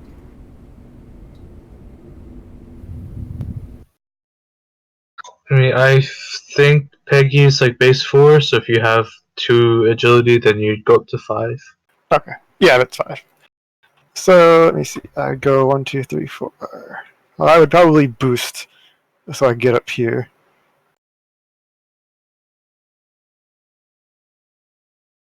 And if I wanted to get up to here, would that kind of difficult terrain? So would it half my movement so I'd end up like here, or? Yeah, you'd end up right about where you were. So Okay. right there, yeah. Now, do I have line of sight on? Who do I have line of sight on? I have line of sight on these 3, right? Yep. Alright. Well, I will.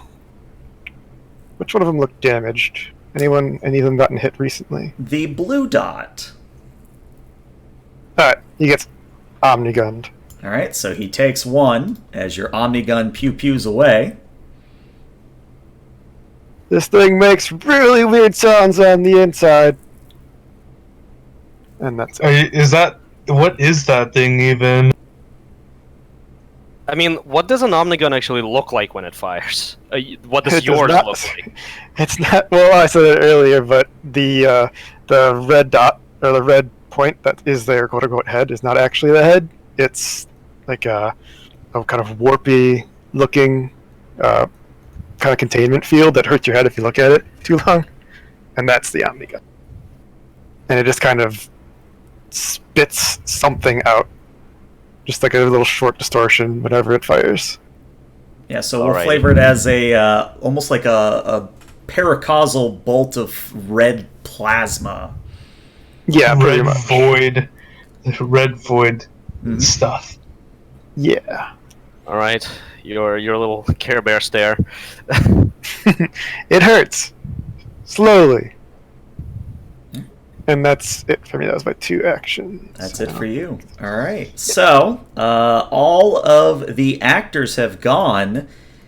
Except But for one. Well, all the enemy actors have gone, except for one. And as you probably have already guessed, there was another sniper. And it is going to be... go ahead. Oh, no, nothing. Oh, okay. Now, this might be something... okay, so I cannot have done that. I wanted to make sure I was doing it right. So, the sniper reveals himself as his AMR opens up on wildcard. Now, let's see. So, you would have soft cover, which nullifies out their accuracy. Okay, so this is just going to be a straight 1d20 plus 2. Oh dear. Oh dear. Because that is a critical hit. And that means I get to add 1d6 plus 10. Well, it would help if I put the roll command in. I mean, it helps us if it fails. So 15 kinetic damage, and because it has the selective loader talent, or system I should say, you must pass an engineering save, or you are shredded until the end of your next turn as a molten shell explodes across your Pegasus. Alright, well, I'm going to brace first of all. Okay. So that'll reduce all that damage by half. What does it do? Yeah, resistance to all damage, yeah. Mm-hmm. But then let me see. So need to make which save again? You need to make an engineering save. Ooh, so you are now considered shredded until the end of your next turn. Didn't even have to go to gym. Yep. Oh, actually, bracing wouldn't do anything because the shredded will bypass the brace. No, that only gets applied after the hit, I thought. Yeah, shred is after the hit. So yeah, you would still take half the damage, which I think puts you at half health, does it not? Yeah, because it would be...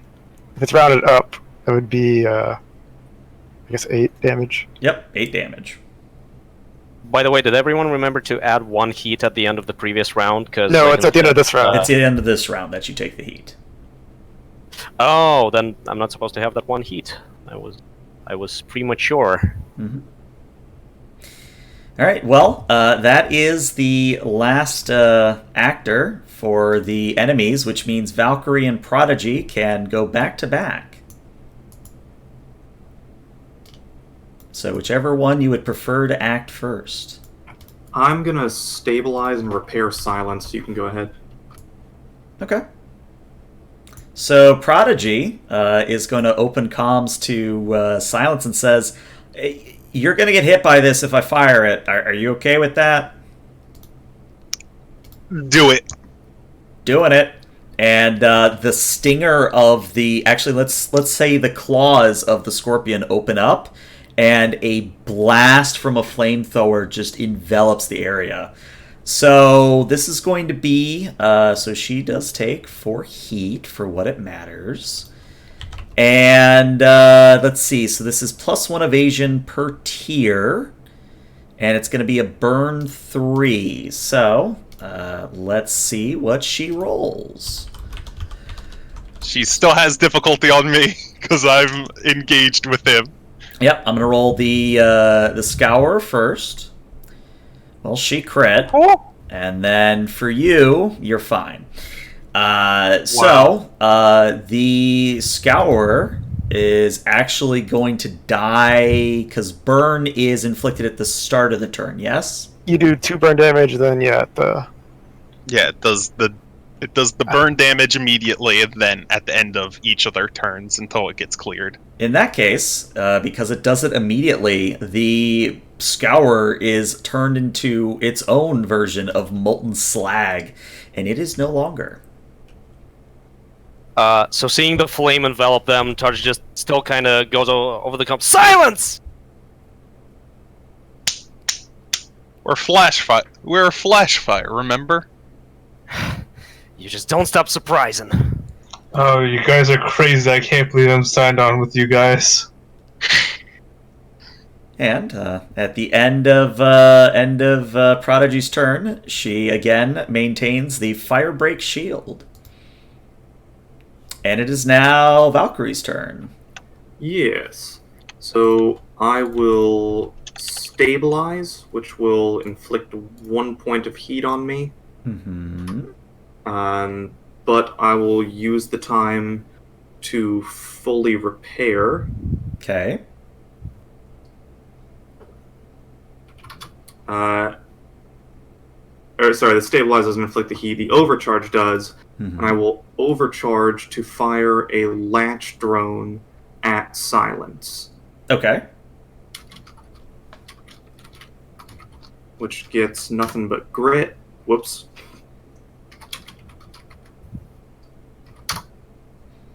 Ooh, and Nice. 8 is the number to hit, so we get it exactly. Silence, you can spend 1 repair to heal half your HP. That sounds like a good deal, because that'll bring me up to full HP. Mm-hmm. And that, I believe, is my entire turn, unless I wanted to move. But I kind of like being behind Targe. All right. You So, can stay there. at the end of the round, because of the environmental effects of the suns overhead and the dark sand, I need everyone to take 1 heat, please. Do I take 2 because I'm exposed? I would say yes, you would take 2 Okay. heat. So another point of heat, and you're dealing with another reactor problem. Mm-hmm. We are sizzling. Which, again, unfortunately, the pirates are going to get to go again.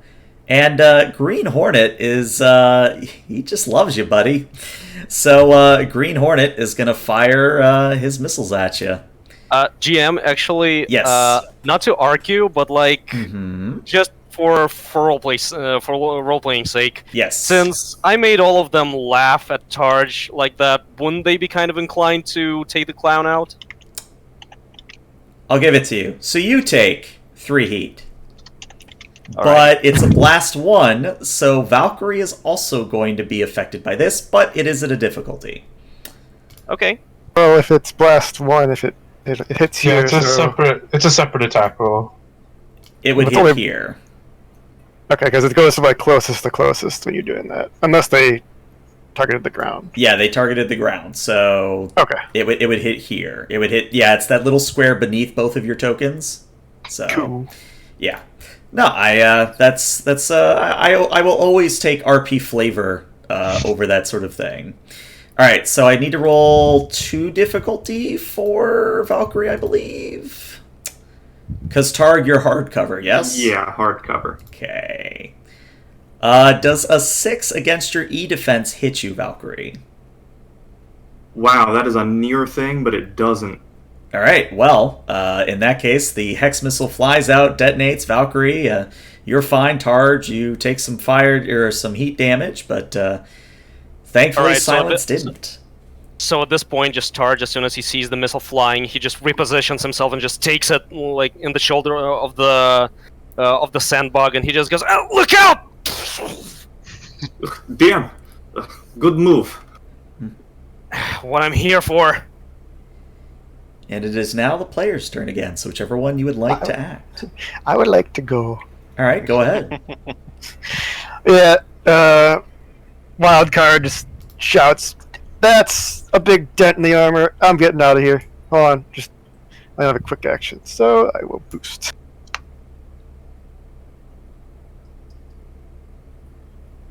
Yeah, I can do a quick action. So let's see, that is. Let's see. There we go. I'm gonna plop down there. All right.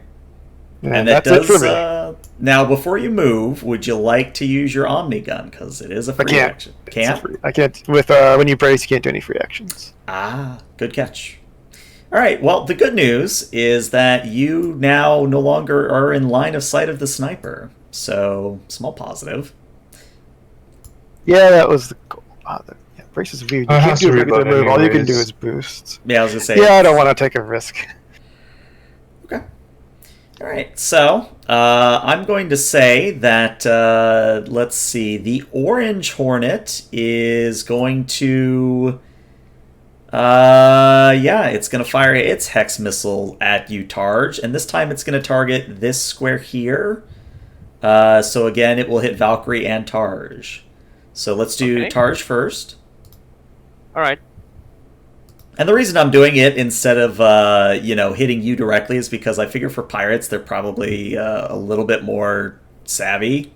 So Yeah, that's cool. No problem. so Targe, you're going to take 3 heat. Okay, I'm starting to get steamy in here. Mm-hmm.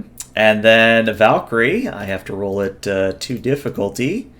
Wow, okay, Valkyrie, you are also going to take 3 heat as the hex missile comes down and detonates across you, sending cascading fire across your reactor cores. Yeah, cool. Okay.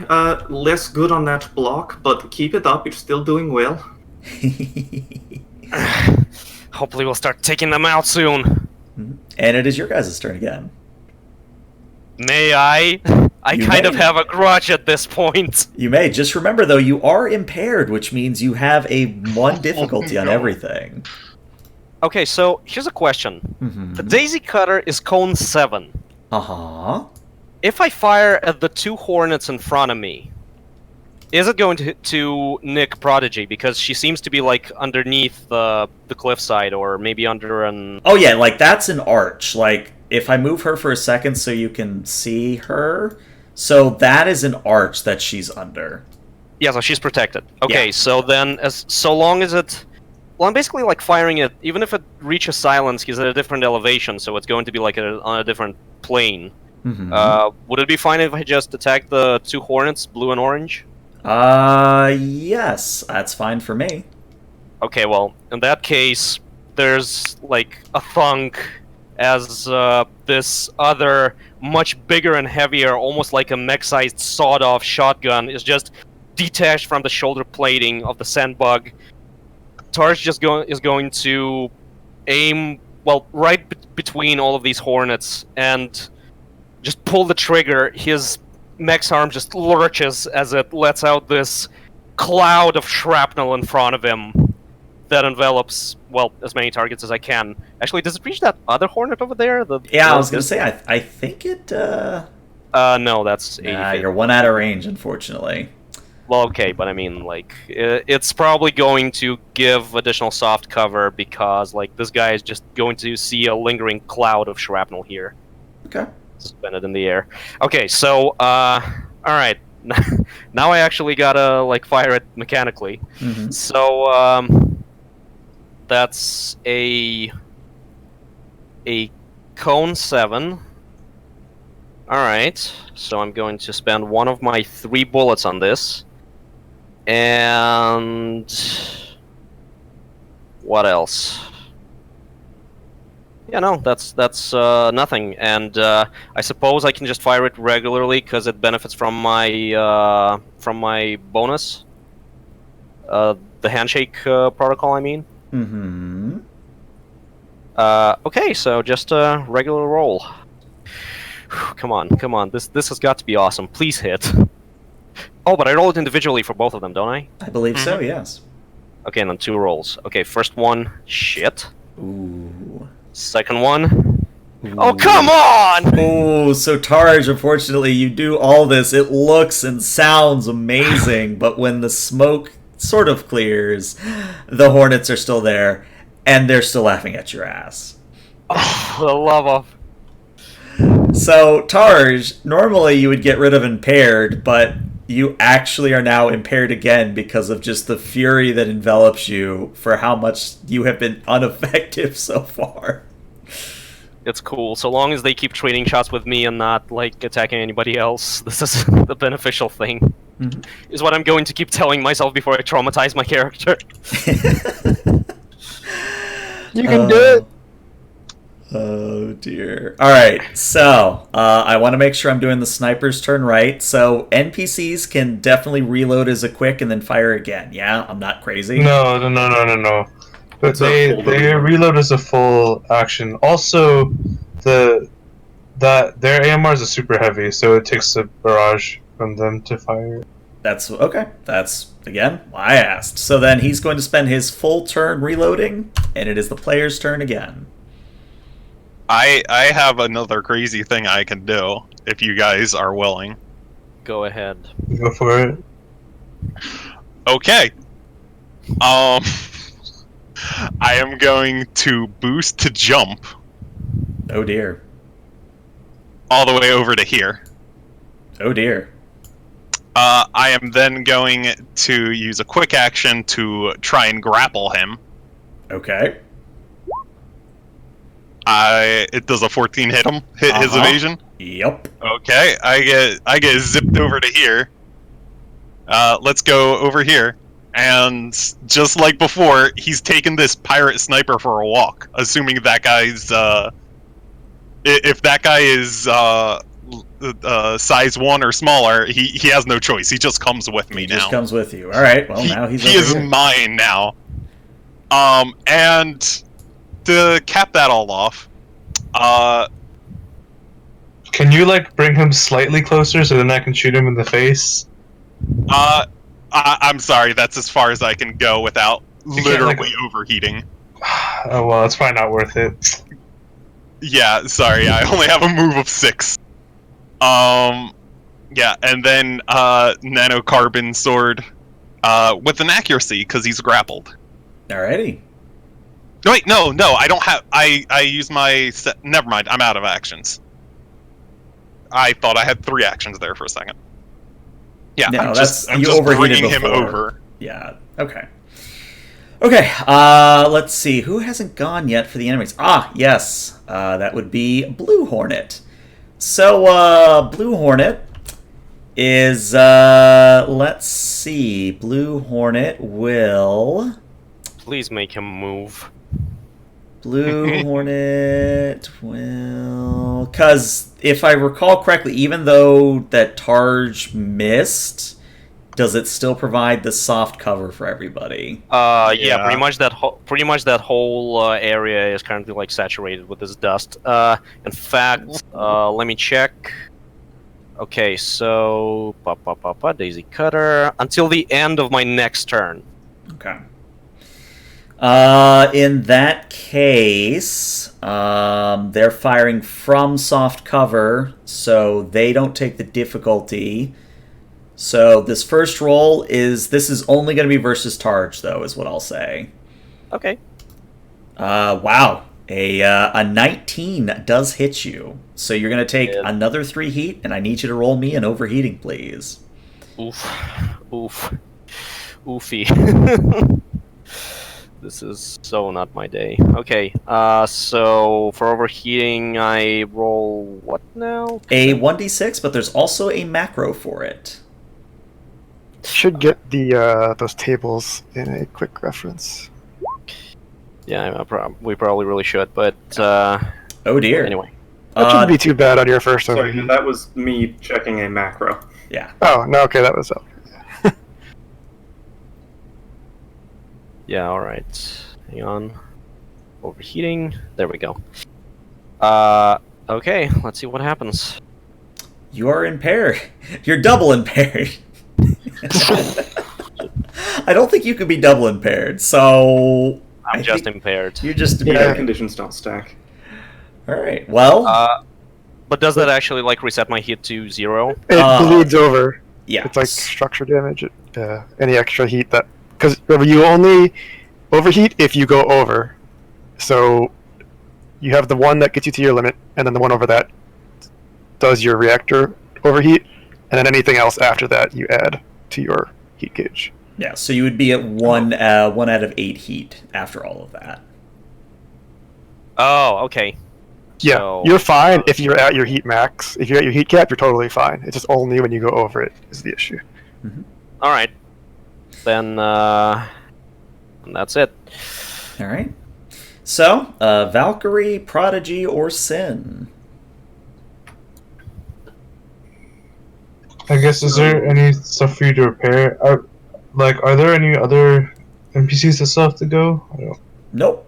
This is just you guys. It's going to be you three, and then the Hornets again.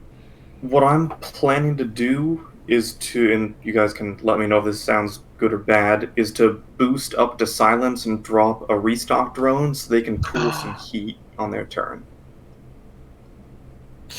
Well, yeah, I mean, you're not going to be in range of the Hornets anymore, I think. Yeah, and then silence, you're exposed right now, right? Yep.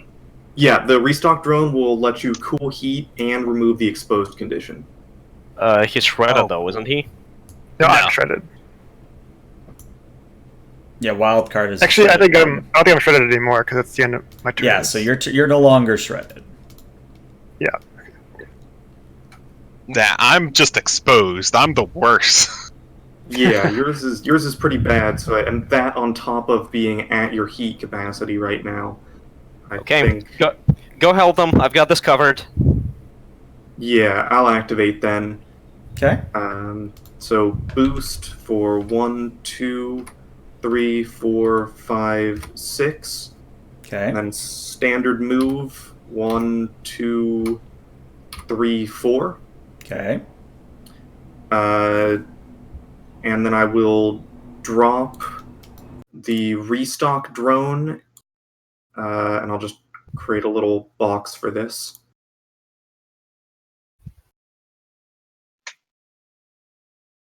Right here. So the red square there is a restock drone, which will activate at the end of my turn, and then Silence can use that as a quick action on his next. And I believe that is... Oh, Silence, did you ever use my leadership die? No, I didn't. I forgot to. Okay, that's returned to me. Who wants an extra accuracy? I mean, I probably could use it if I just try to snipe the Hornets, because originally my plan was to like move and try to help, but it looks like you guys have got the sniper under control, so I'll probably just stay here. But I'm not going to shoot this turn. I have to wait one turn before shooting. Well, I guess I could shoot this turn and just fuck it, like go YOLO mode. But yeah, I guess I'll take the accuracy. Who has a smart weapon? Like, who has a weapon that's... I do, but I already have accuracy on mine, so I don't need... I mean, you could give it to me if you want. I don't know, when do you get it back? Is it ever at the end of every scene? I get 1 back for wrists, and 3 back when we full repair, so... I mean, you don't need to give it to me. I already get 1 accuracy from my... I think you should give it to him as a smart weapon, and just to make sure they I'm can inclined to super agree. delete it. Yeah. Okay. So I'll say to Wildcard, those Hornets are going to cook our squad, and the Desert's already doing a good job of that. Finish one off for me. I'm working at it. Just got a big dent. Let me get line of sight. Yep, and with that, I end my turn. I don't even need line of sight. All right. So Sin or Prodigy? Yeah, I'll go ahead and go. Okay. The orange and blue, or actually any of the 3, have any of them been damaged already? The blue one has. Okay. I guess I don't know. Is there a preference for a wild card? Like which one should I go ahead and hit the further away ones, or? Well, just remember they do have soft cover at the moment. Yeah. Okay. I'll try. The green one doesn't. Yeah, the green one does not have soft cover. They would already have soft cover anyways because I'm at the lower elevation. Oh, so you are. So I would say that orange and blue have hard cover for you. They don't actually stack up that way. Oh, okay. Well, carry on. Yeah, I'll shoot the orange one because that one seems like it's more of a pain, right? Well, I'll try to shoot it, but I might probably just miss. Can you even shoot it through me? Yeah. You can shoot around like mechs and stuff. You have to worry about that. Okay. Because I'm like this towering giant thing. Yeah, they can just tell you, hey, I'm firing. You're like, okay. Basically, as long as he doesn't roll like a 0, you're fine. You've cursed it. I mean, I would just be impressed if you rolled a 0. I'm not even mad. So yeah, it's basically I'm using the crackshot protocol, and then AMR's accurate, but then I have soft cover, so it's just plus 1d6 accuracy. I just had a... Ooh, I think that missed. Yeah, unfortunately, they have an evasion of 16, so you fire your AMR and the Hornet dodges out of the way, and Targe does the same, hitting neither of the two. Okay. Oh, and I had to have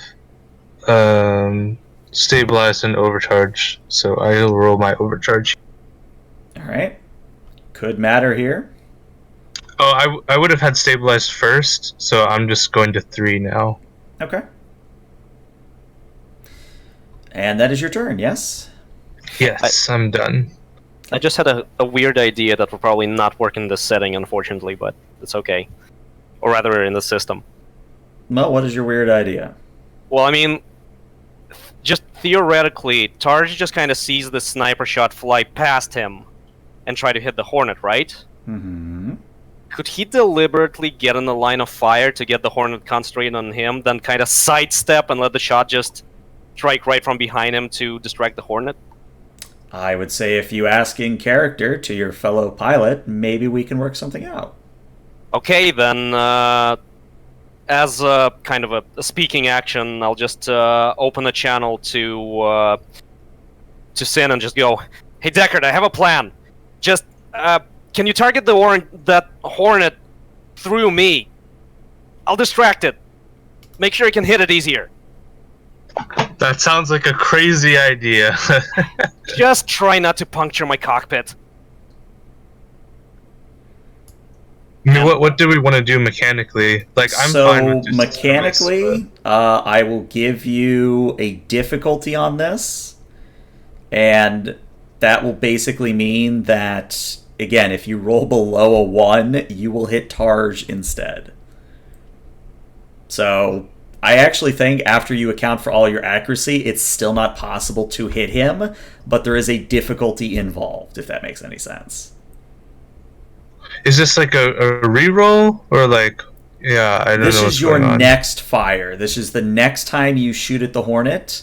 If you shoot it orange through Targe, then you would be getting this difficulty. But basically what it's going to do is it's going to add a +2 to your roll.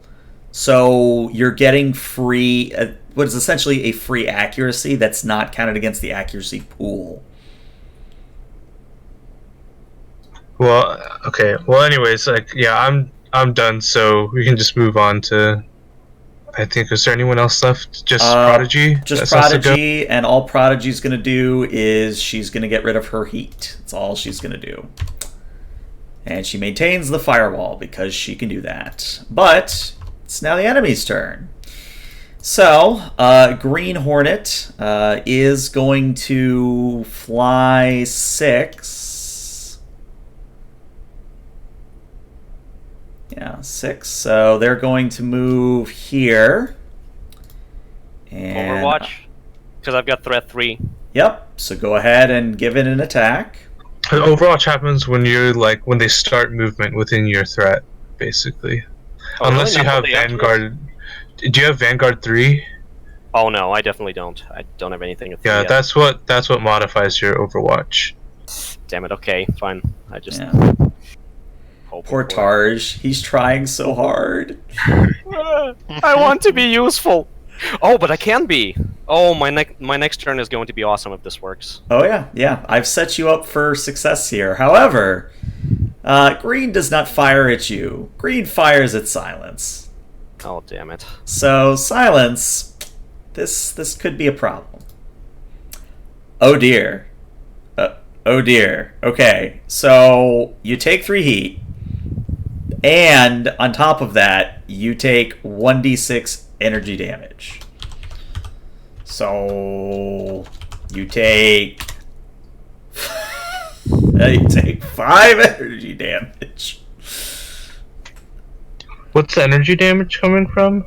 Because if they roll a crit, they get 1d6 additional damage. So even though it doesn't do damage, unless I'm misinterpreting it, it's yeah, still... so it won't actually deal any bonus damage in that case. Okay, then no, you actually don't take the 5 energy damage. But you still take the 3 heat, which is what matters here.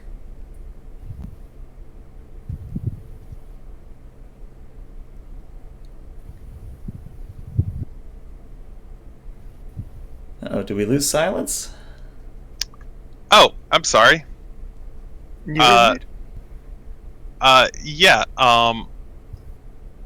I'm sorry. I kind of zoned out for a You second. zoned out. What happened? You're taking 3 heat as a hex missile flies into you. Oh no! I thought that was going towards Targe. I'm sorry. Nope. You're jeez. you're getting used to this. Nope. Ugh. I'm so used to Targe getting hit instead of me now. Just one full turn of it. Okay. Wait until That's I definitely level. getting me over. Yep. That's another overheating. Oh dear. How much reactor stress do you have remaining?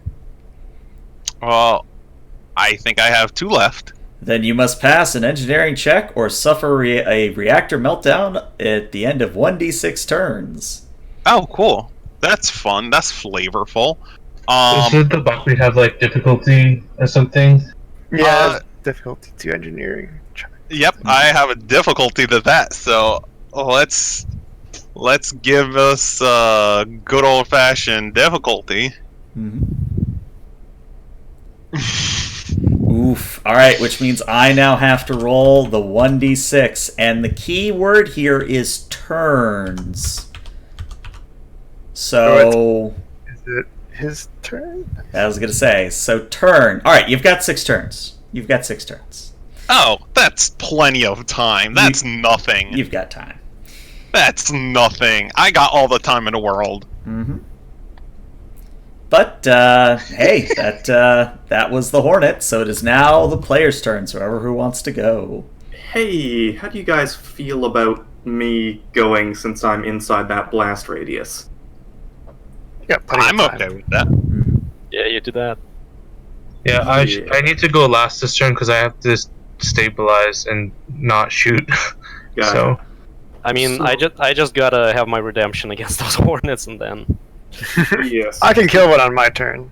So Valkyrie is they're going mine. to look Silence up and down, notice that his reactor is going critical, and say, well, I suppose you don't need this anymore. And she's going to use the restock drone, Mm-hmm. which will cool 1d6 heat. And I don't think I get any of the other effects, unfortunately. Alright, so that's down to 1 for me. I'll take my normal move away from Silence. Smart idea. And getting then... the hornets. Yeah, nobody really needs to be repaired. I think I've got a Nexus weapon I on here, need though. repairs. I lost over half my health. Oh, wait, where are you at? I'm right next to Prodigy. He's right here. He's blending in. Oh, that's right. The green bar is structure. The blue bar is... Yeah, hey! Wildcard. How you doing, bud? The green bar is pilot health, I thought. Yeah, green bar Yeah, is it pilot is. health. I can change it to structure if you guys would rather it be structure. No, that makes sense. I'm getting this mixed up with another campaign. Hey, Wildcard. I'm gonna go ahead, and since I'm right next to you, just spend one of my repairs and top you back up there.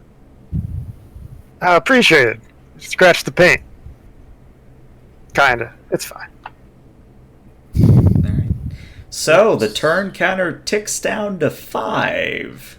Yep, And it so is now one of the Hornet's turns. So, Blue Hornet is going to fire hex missiles at Targe. So, Targe, take 3 heat.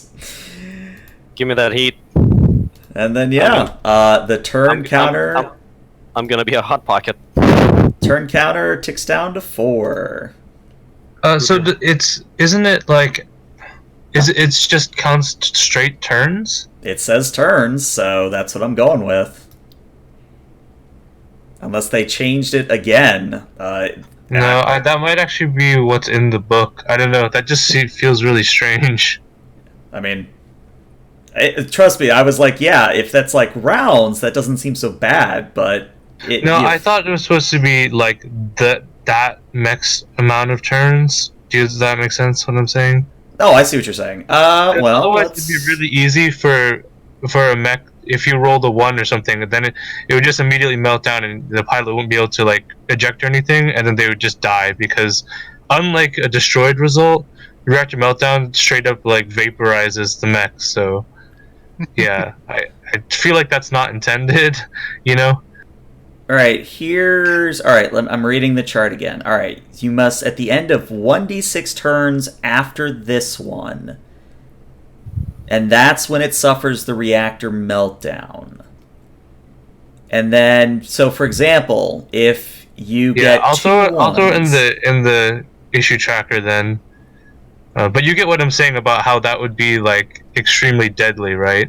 Right? No, I completely get what you're saying. It doesn't really make sense how.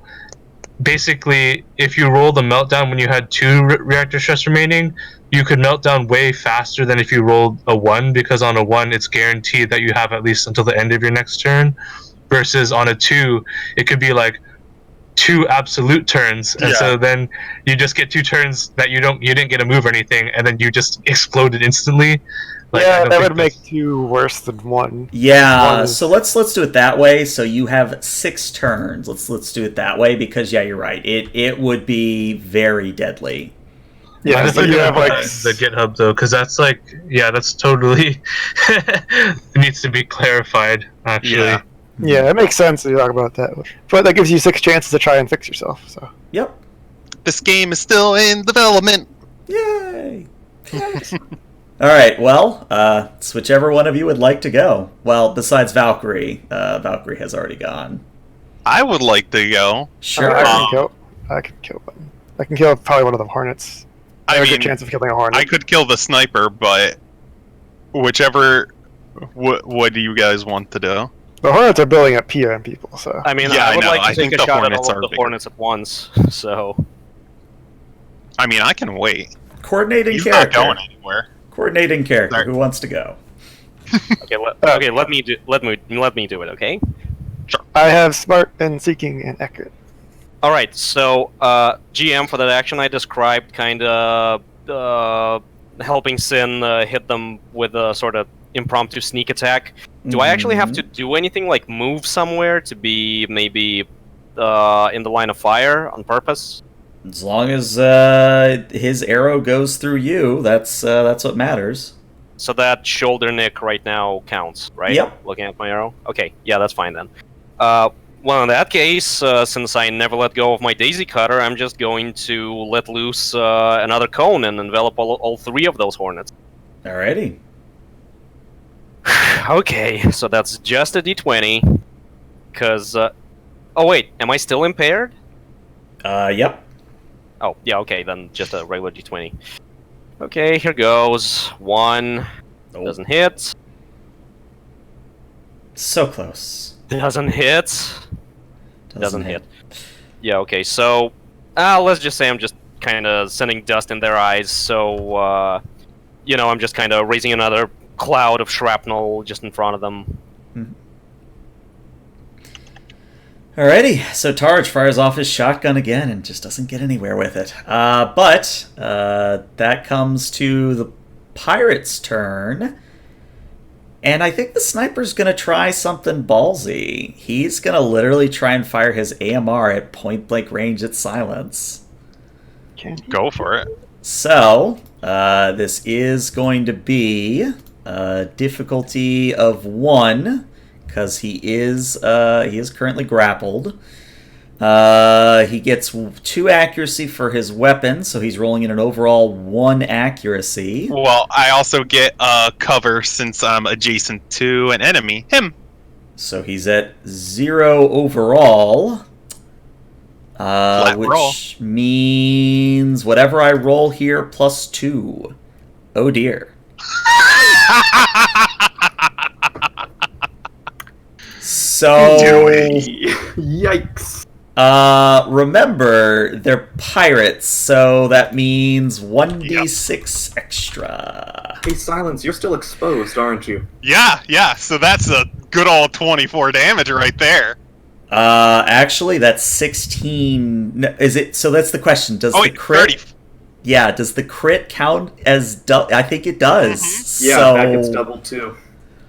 Oh dear. Yeah. Oh dear. Wait, what's up? What's happening? The sniper just went balls to the wall, shoved the material rifle into Silence's face, and fired, and just did 34 damage. Well, that's a structure damage. It's 10 with what exactly? 10 Because plus they're 6. pirates, they crit. Oh, it's 32, not 34. 32. Did it reload Yeah, yet? 32. Yeah, it Isn't reloaded the pirate turn crit, before. like plus 3 bonus damage or something? Like I didn't think it was that much. It says 1d6 on the pirate template. Yeah.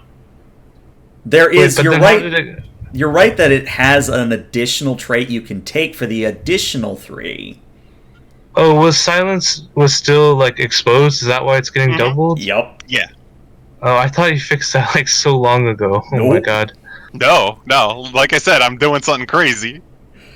So here's the structure damage. Okay. Alright. Let's see. What's going? A weapon. Oh, yeah. Assault rifle's gone. Assault It rifle's blasts gone. off.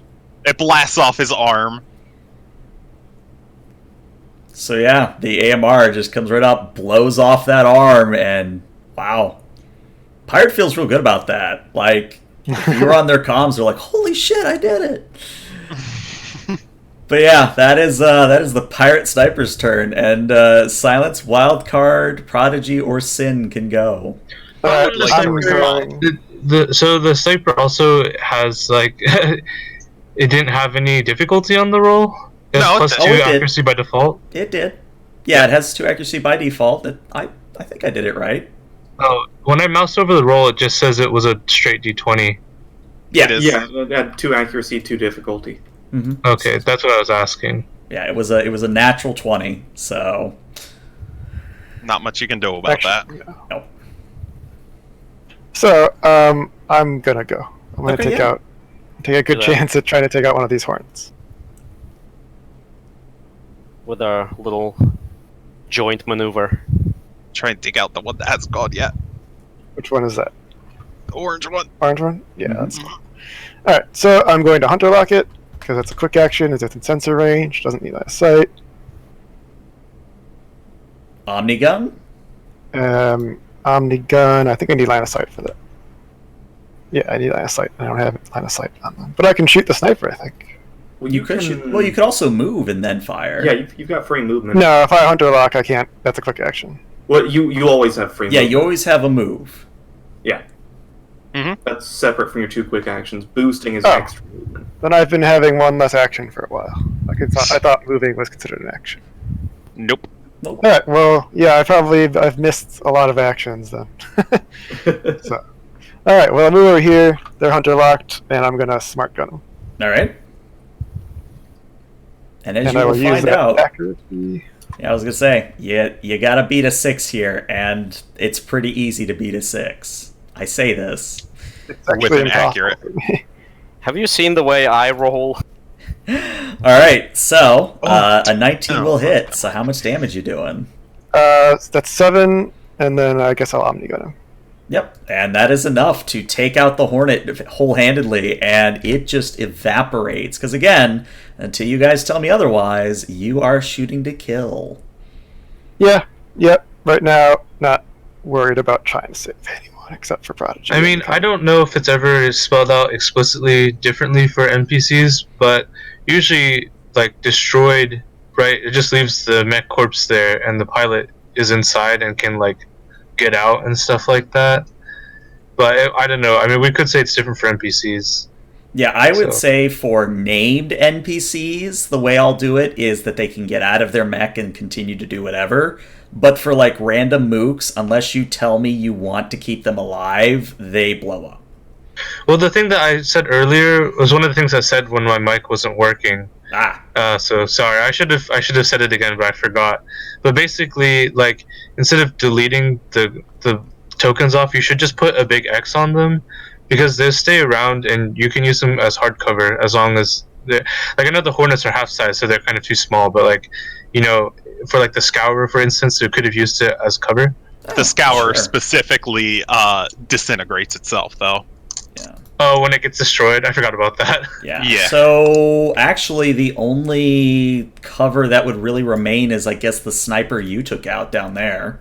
Yeah, I mean, it wouldn't really matter in this case, but it's just for future reference. And also, I personally just think it looks nicer to have all the corpses everywhere. I just like, instead of having the empty map, you know what I mean? I don't mind at all. I can certainly throw them back on and just throw X's on them. So there's an X there. Where was the other Hornet you guys killed? So he was like over there. All right, so he's an X too, and then there was also the Scourer. Was it Scour? The Scourer is gone. Yeah, Scour like evaporated. Oh, okay. Yeah. Yeah, I feel like this combat is giving so much trouble. But if Wildcard was just like overcharging and shooting them all, like, they would all die really fast if he just one-shots them with Smart Gun. Like, Smart Gun and... No, Smart Gun doesn't one-shot them on its own. I can only... Hunter Lock is a quick action. I can only Omnigun one. I only one-shot kill them if I hit them with the Hunter's Lock, Smart Gun, Omnigun. Right, so that's one per turn, so... like. Yeah, that's what I've been doing. Every turn that I've gone that wasn't running, I've killed someone. Yeah. Who's up next, speaking of? Either Silence... Yeah, let's do... go ahead. This is the first time I finally got to do this combo, so I'm excited. Are you not going to stop yourself from blowing up? I got 6 turns for that. Silence sees the blinking meter and he's like, it's fine. This is fine. It's a Blackbeard. It's meant for that. Yeah. Can you stop yourself from blowing up? Yeah, it's a full action. But first, I have a sniper that just blew off my arm. So, 2 accuracy chain axe, which is a crit. Yeah. So, which means I do max damage since I have rank 1 of brutal. So it does 6 damage. And no, it's only on a natural 20 for brutal. No, it's you automatically get the thing on a 20, but it says in addition critical hits. Oh, okay. No. So it's that only happens like on that specific when you get the natural 20. Otherwise, it would be extremely overpowered, and I don't think anyone would ever like not take it.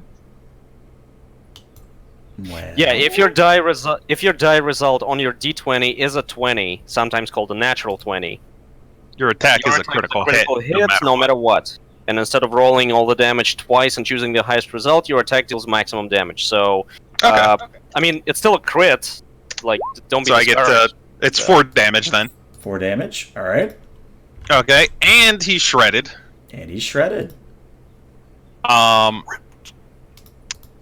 Then followed up with a big old nanocarbon claymore right through the chest that has an accuracy now because of grapple. Well, with that is enough to cut this thing down. So it is no longer. Okay. And disengaging grapple, and should I move closer? No, I'm not going to be that crazy. I've already like done my quota of crazy for today. Okay, I'm done. All right, Sin, you got anything? I'm just gonna stabilize. Okay. All right. Well, at this point, we come to the end of the 4th round. So everybody, take a heat. And for me, that's 2. Mm-hmm. All right. Well, right now we have the Green Hornet and the Blue Hornet, and the green one is going to give Tarj a attack of opportunity as it flies over here. So Tarj, please roll me your overwatched attack. Okay, so this one actually gets +2 accuracy because CQB weapon, and because the Tortuga is a sentinel, so it gets +1 to all attacks made as a reaction. All right, go for it. Please tell me this is going to be friggin' enough. I haven't hit anything this fight. Okay, so accuracy 1. Come on. Come on. Come on.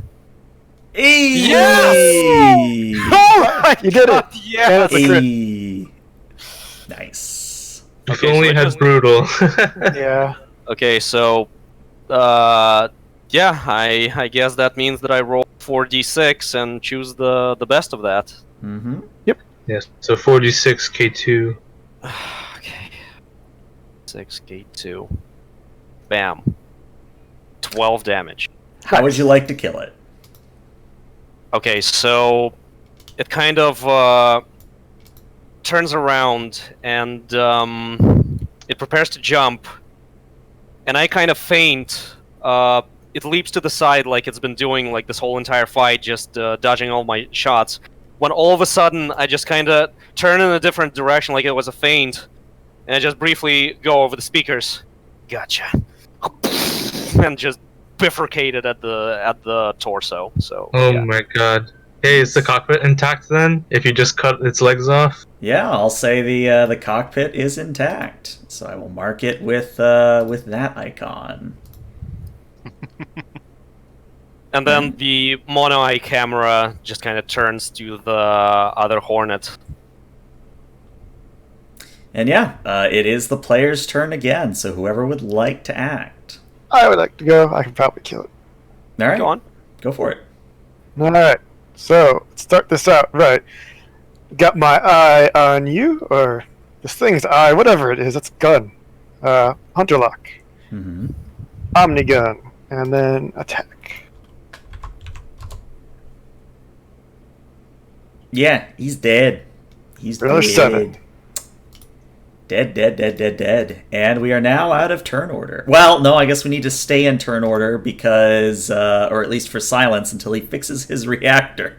Yeah, after that final hit, wild cards, shoulder spikes, just pop, pop, pop, just random flack off into the air. One of the spikes flies off.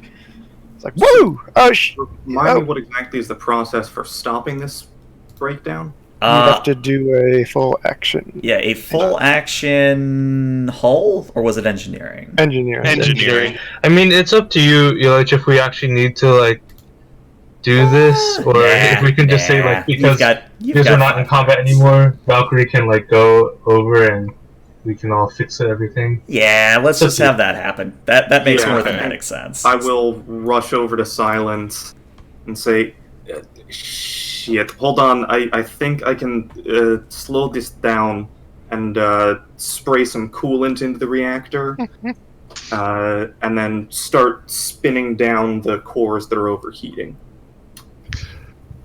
Silence is actually like ejecting some parts of his very fancy, very melted now chassis and letting like just this glow of his not radiator. I guess radiator. Yeah. Like he thinks that's the word, and just letting like all this reactor just exhausts. It is probably very lethal to anyone who's not in a hard suit or a mech right now. It's already hot outside, now you're just making it worse. So Tarj is actually going to hail Prodigy. Yeah. So Prodigy comes out from undercover and says, "Well, that was eventful. Thanks for the rescue. Looks like everything here's intact." And you see as Prodigy comes out from underneath the overhang, slung underneath her chassis is a number of crates and a number of boxes, and they all appear to be intact. So the convoy was just you then? Yes, we found that it's best that we transport under armored cover. We've tried multiple vehicles in the past, and unfortunately they're very easy to spot. I mean, yeah, pretty well outnumbered. I don't know how well it's working for you. But we're here now, you don't have to worry about it. tell me, is your chassis meant to resemble some local fauna? No, I just simply like scorpions. I applied It for a just seems desert. very conspicuous design is all. Oh, no, no, no. I'm sure you'll meet the lovely denizens of this planet very shortly, or you will if you stay here. But yeah, if you will escort me back to the encampment, I can introduce myself in person. Before Speaking that of which, though, and then Sin Smack goes over and it's like nudges the cockpit of that hornet with his foot. And he's like, "What do we do with this one?" Let's drag it along. Here, I'll pick it up. Let's go. Or one of you two can. You got more space. You're bigger. Valkyrie, do you have any kind of tow cables or perhaps silence? As it happens, yes, I have a cable winch system. All right. It will not be a comfortable ride, but he'll get there in one piece. he doesn't need a comfortable one. Хорошо. In that case, and with that, Valkyrie will head over and start rigging up the tow cables. Very good. All right. So, what we're going to do is we're going to end the scene there, and we're going to take a 10-minute break. The stream will be muted, so there will be BRB music. Please let me know if the BRB music is too loud. But yeah, be back in about 10 minutes, guys. Sounds good. All right.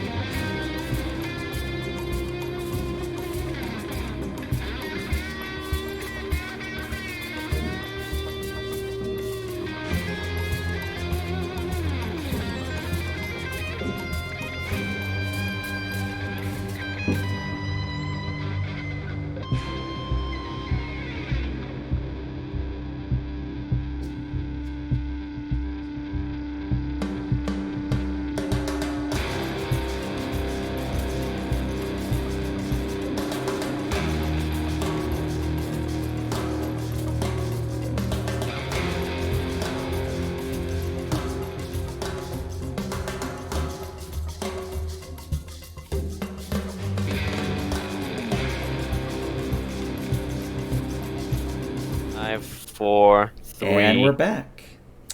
All right, so welcome back, everyone. We are going to skip ahead just a little bit in time with you all arriving at the Ranger Settlement.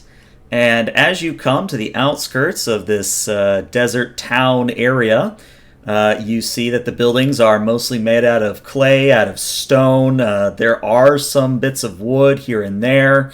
But what's probably most important is that the southern part of this town is actually a half-buried ship, so that the ship itself has been buried into the dunes that surround it.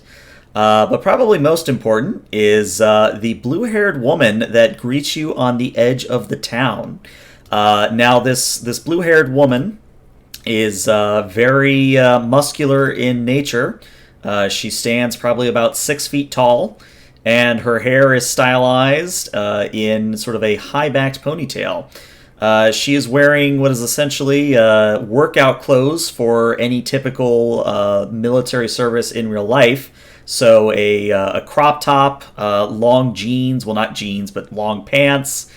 She also has on black gloves, and she kind of flags you down and she shouts out, "Ah, good, you recovered Prodigy. Was all well?"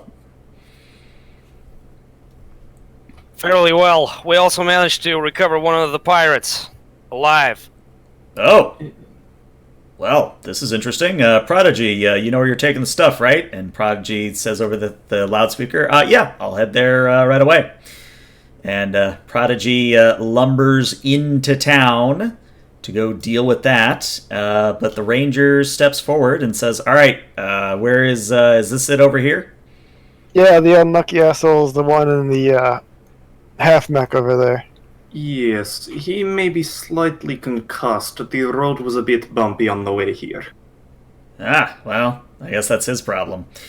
And unless anyone tells her to the contrary, the Lovas runs over, kind of pulls out from behind her back, pulls out a combat knife, hops on to the chassis of this broken Hornet, and begins prying the hatch open. And Need any help with that? no, I'm just gonna move over to just sort of flank and add another intimidation factor, as another huge mech is just standing next to it. right. Sin is gonna dismount and get a nice stretch, even though he's out in the sand. But it's fine. He's wearing hard suit. So. Yeah, it would be good to have an extra token for the pilots, because some of us will have NHP. Yeah, I think I'm gonna have to give you guys an actual token for that. Yeah. I mean, I was just gonna use that. It works good enough. But why is he so big? I don't know. He's actually bigger than the mech. Yeah, I can do it. It's fine. All right. Yeah, remember you can choose side and it'll automatically swap over. I just wanted to keep my mech there. Oh, I see what you're saying. Yeah, Okay. I have my NHP, so I want to have it do something else. How'd you get your token out there? Because I can't. You can drag it from your character sheet. Like if you drag from the collection window over, it drops the thing down. Oh, okay. Yeah. I'm big, but anyway, I'll mess with it later. But anyway, so the Lovas pries open the canopy, and inside you see that there is a armored individual in full hard suit, and Lovas kind of puts the knife to where the neck would be and says, "All right, come quietly." Hello? Like taps the helmet with the knife. Anybody in there? All right. Dead. And, One moment, please. He may be suffering from heat stroke. I'm sure his AC was not working. And Valkyrie will dismount and head over to check on him. mm-hmm. Would you like a patch check for that? I would indeed. And could I invoke my background for an accuracy because I'm a combat medic? I would allow it, yes. Hot diggity damn. How about a 29? A 29. You're going to realize something very important with that roll. So when you begin to check him out, you notice immediately that there's not a person inside there. Or at least not a person that you're used to. This is what you're seeing inside the hard suit. What the frell? It is my professional medical opinion that this skeleton is probably not alive. I would So- need to check a pulse to be sure, but I may have some difficulty finding a vein. If he's a skeleton, he's probably not alive, obviously. Did he rot that fast or what? I heard them laughing. They had to be people. Maybe they're Remote remote control. drone piloted? It is possible. Let me take a look here, and then I'll roll hack or fix to determine if this is autonomously piloted. Alright, sounds fair. Yeah, 10's all you need, so with an 11. No, this is not autonomously piloted. Apparently this thing, whatever it is, it was piloting it. I I don't know don't what the know. frell it is, but I say we just disintegrate it. This is not an Would autonomous... not Crimson Flotilla appreciate this as research material, perhaps? I would appreciate it as research material. I'm not sure what I'm looking at here.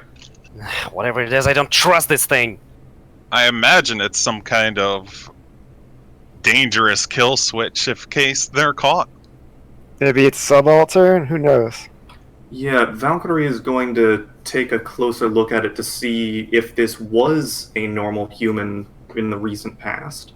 Okay. You don't need to roll for this one. Yeah, this, at one point within probably the last couple days. So that's like an actual human skeleton. Uh-huh. Oh, last couple of days, not just like the last hour. Mm-hmm. Yeah, but it could be like some effect of whatever caused it to be like this, that it appears that old. Yeah, is there any system in this mech that appears to be designed to kill the pilot? Like a suicide switch? No, which further complicates things. There's no suicide switch. There's no autonomous piloting. But this corpse has been skeletonized for at least a day or two, I think. Is there is there any like intact comms arrays on the chassis, or is it too damaged? Roll me a d20 and we'll see what happens.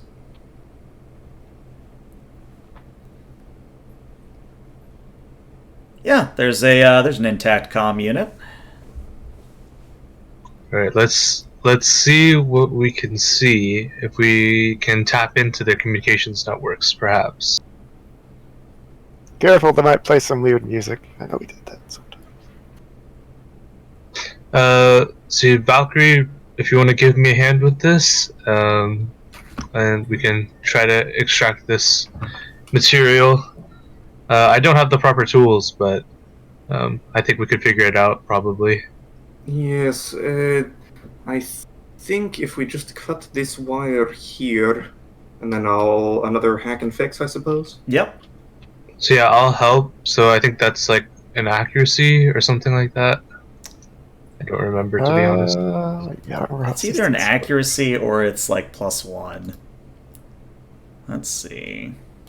I think +1 would be really underwhelming. Yeah, let's look it up. We got the 5% time. extra chance.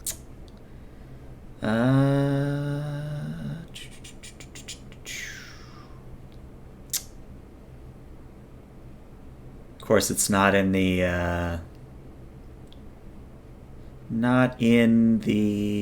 Nope. Making skill checks. Is it here? Helping on a skill check. If multiple characters want to help on a skill check, give the character making the skill check +1 accuracy no matter how many people are helping. However, all characters involved take the same complications or suffer the consequences of a failure.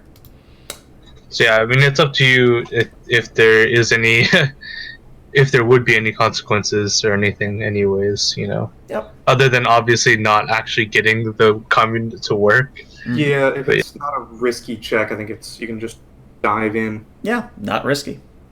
All right, well, let's see how we do then. Wow, Sounds- it is a good thing you brought me that accuracy die, my friend. Yep, All and right, together we worked on it. We managed to extricate it. I will play this as with some few well placed blasts from my energy pistol to cut through some slag. Yes, the mount here and here, and then shoot, hand me those wire strippers. I need to yes, okay. I think I have the unit in one piece here. Nice. All right.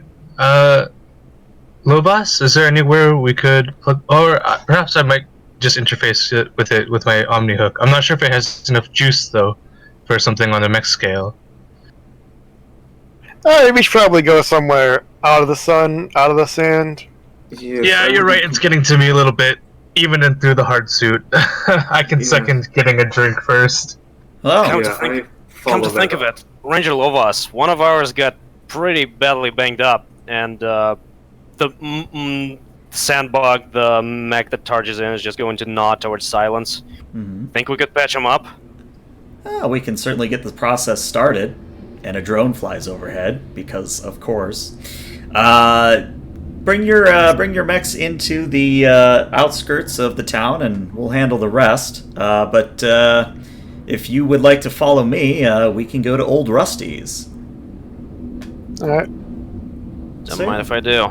Sounds like a plan. So yeah, Yeah. we'll say let's change back to your mech tokens and put them where you would like them on this map. It doesn't matter where you put them, really. Just put them somewhere. Wherever the repairing would happen, I guess. I'm not sure. Or I guess. Well, I don't really need it to repair, so just put it somewhere that it can. I don't know. I wish I had the NHP in it so it could keep watch for us, but sadly. Yeah. That's what I'm gonna do. 'Cause I I don't think I'm going to be able to squeeze down to the main square here. So I will probably just... Well, I mean, Prodigy is just as big, and she squeezed by, so... Yeah, so it's easy enough to... Well, Prodigy's a little bit special because her mech is designed to climb over stuff, so... Oh, okay. Yeah, Wildcard, if you want to take that spot up there, so you have a vantage point for your NHP. which spot? Up here? Yeah, if I can support it. Yeah, sure. Okay, so once you all have set up your mechs where you want them, you disembark and head to Old Rusty's. Now, Old Rusty's is actually just kind of a... Well, it's probably part of a ship at some point that is just... It's carved out of the front of it, and the front half where the bridge or the pilot's controls used to be is now a bar. And behind the bar is a darker-skinned gentleman. He's currently doing the stereotypical bartender thing of cleaning the same glass over and over. And Ranger Lovas leads you over and says, well, this is probably the best bar on the planet, unless you believe those southern encampment lies. So what'll it be? What can I get you all? Got anything that's not old or rusty? The bartender laughs and says, yes, we have fine liquors, we have classic water. Really, what's your poison? Whiskey on the rocks. Risky on the rocks. Anyone else? Take scotch. Just give me the handle. Noted. I'll take a rum and coke and a power source for a radio if you've got one. A power source for a radio. That's going to take me a little bit to find, but I'm sure we've got one around here somewhere. I'll just have some water. Hopefully nothing in it. I mean, we do filtrate it. We're not animals. Something local? Surely your stores haven't lasted for 5 years. Oh yes, we actually are built on top of an oasis. Yeah, I mean, I'll take a local brew if you've got something like that. We call it the swill around here, but makes do. And he starts rummaging behind the bar, getting everyone their drinks, and Lovas just kind of turns to you all and says, "Right. So, formal introductions. I am Ranger Lovas. I am the one in charge of the northern encampment. Prodigy will probably be around very quickly. She's an excitable sort. I didn't quite get your names." And she just kind of looks at all of you in turn. Yeah, I'm Deckard Sinclair. You can just call me Sin, though. And he just, grins at her. Sin, alright. Sean Graham, ma'am. My call sign's Targe. Targe? Nicholas Rainwell. My call sign's Silence. Silence. Interesting. Wild card says just, tossing the bottle in the air. Just kind of juggling it, I guess, for no real reason. Juggling a single bottle. Alright, wild card. And then she looks at Valkyrie. Corporal Halcyon, call sign Valkyrie, ma'am, and snaps a salute. At ease, soldier. No need to stand on formality here. Wild card rolls his eyes. Well, the good news is that aside from the excitement of today, things are actually pretty quiet as of late. We do occasionally have the wildlife test our defenses, but usually we can handle them no problem. Really, why we've called you here is something Prodigy is more well-versed in than I am. And it's right about then that a shorter woman comes running up to you all.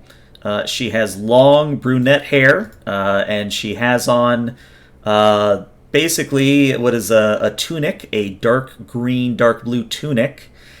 She runs up to you all, stops, and starts panting and says, "Okay, everything's set. What have you told them, Lovas?" And Lovas just shrugs and says, "Haven't told them a thing." "Okay. First things first, every single thing that you're thinking, we found something big here. In fact, I wanted to show you guys this. This is why this particular convoy was so important." And she produces a tablet, and she shows it to all of you. And that is what is on the tablet.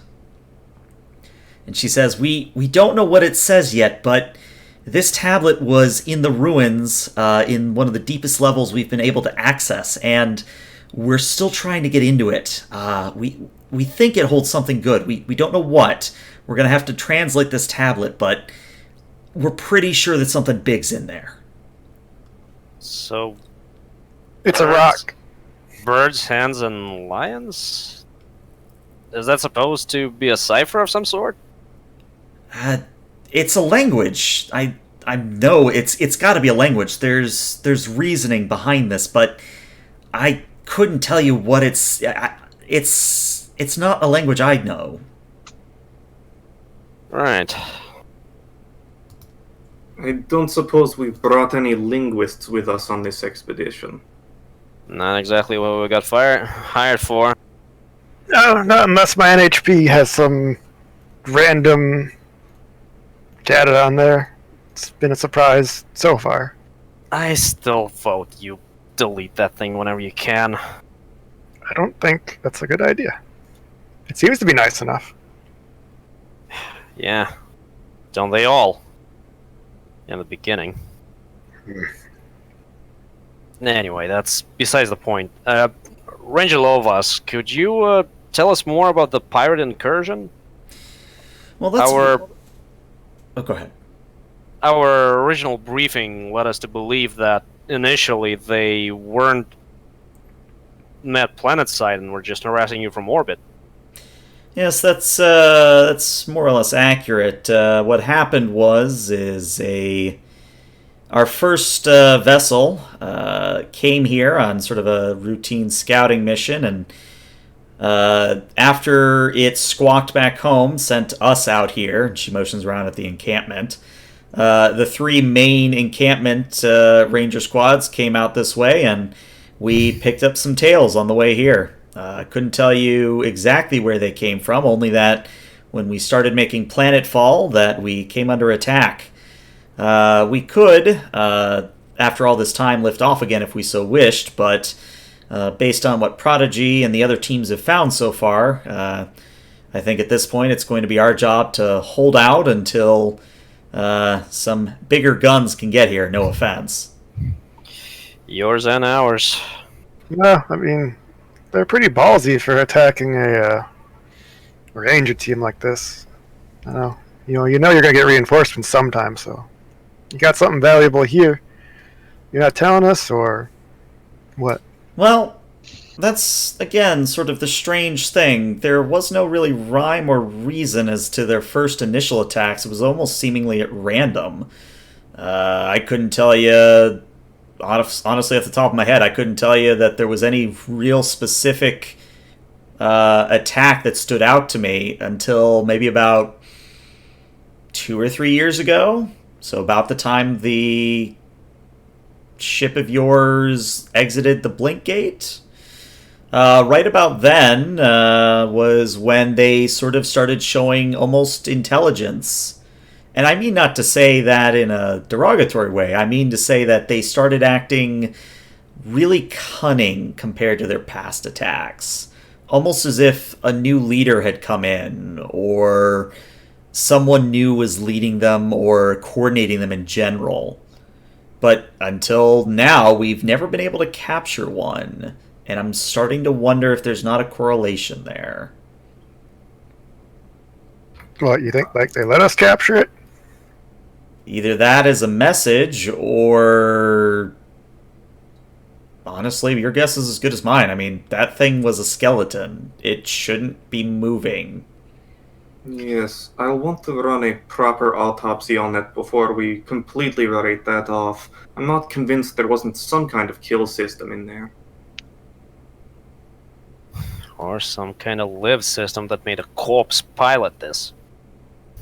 Laugh while at it. They piloted very well for any kind of, or way too well for any kind of remote system. Well, Yes. These wouldn't be ordinary drones either. From my understanding, drones aren't exactly the best pilots.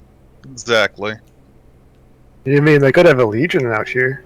I mean, does one HP have their own legion space? I don't know. I mean, I guess. I don't know. I'm thinking it's an NHP or something. We must have scared it or woke it up or something. Anyway, guesswork is not really helping us right now. So, Val, you willing to share the results of the autopsy after you perform it? Yes, once I have a moment to catch my breath in some kind of secure area, I will set to seeing what I can find out. Well, this place seems old, rusty, but secure it is. and Lovos motions around and says, "Please, I've already cleared you with your IFF tags. You should be free to walk about the encampment without getting tagged by our defenses. And our home is, what is it? Sukasa es mi casa? I honestly am not one for the languages. Basically, our home is your home as long as you respect it." I am confident we will do that. And of course, thank you for your hospitality, and if you need anything at all, do not hesitate to contact us. Of course, that's why we're paying you after all. And with that, everyone, I think we're going to come to the end of Session 1. So, before we sign off, I want to say thank you guys so much for playing. Of course, thank you to anyone watching for tuning in. We will see these guys next week, but this is where I'm going to end the stream, so players stick around for a little bit longer. But to anyone watching on Twitch, YouTube, etc., again, thank you so much, and see you later. Bye-bye, stream. See ya! Bye-bye. Bye.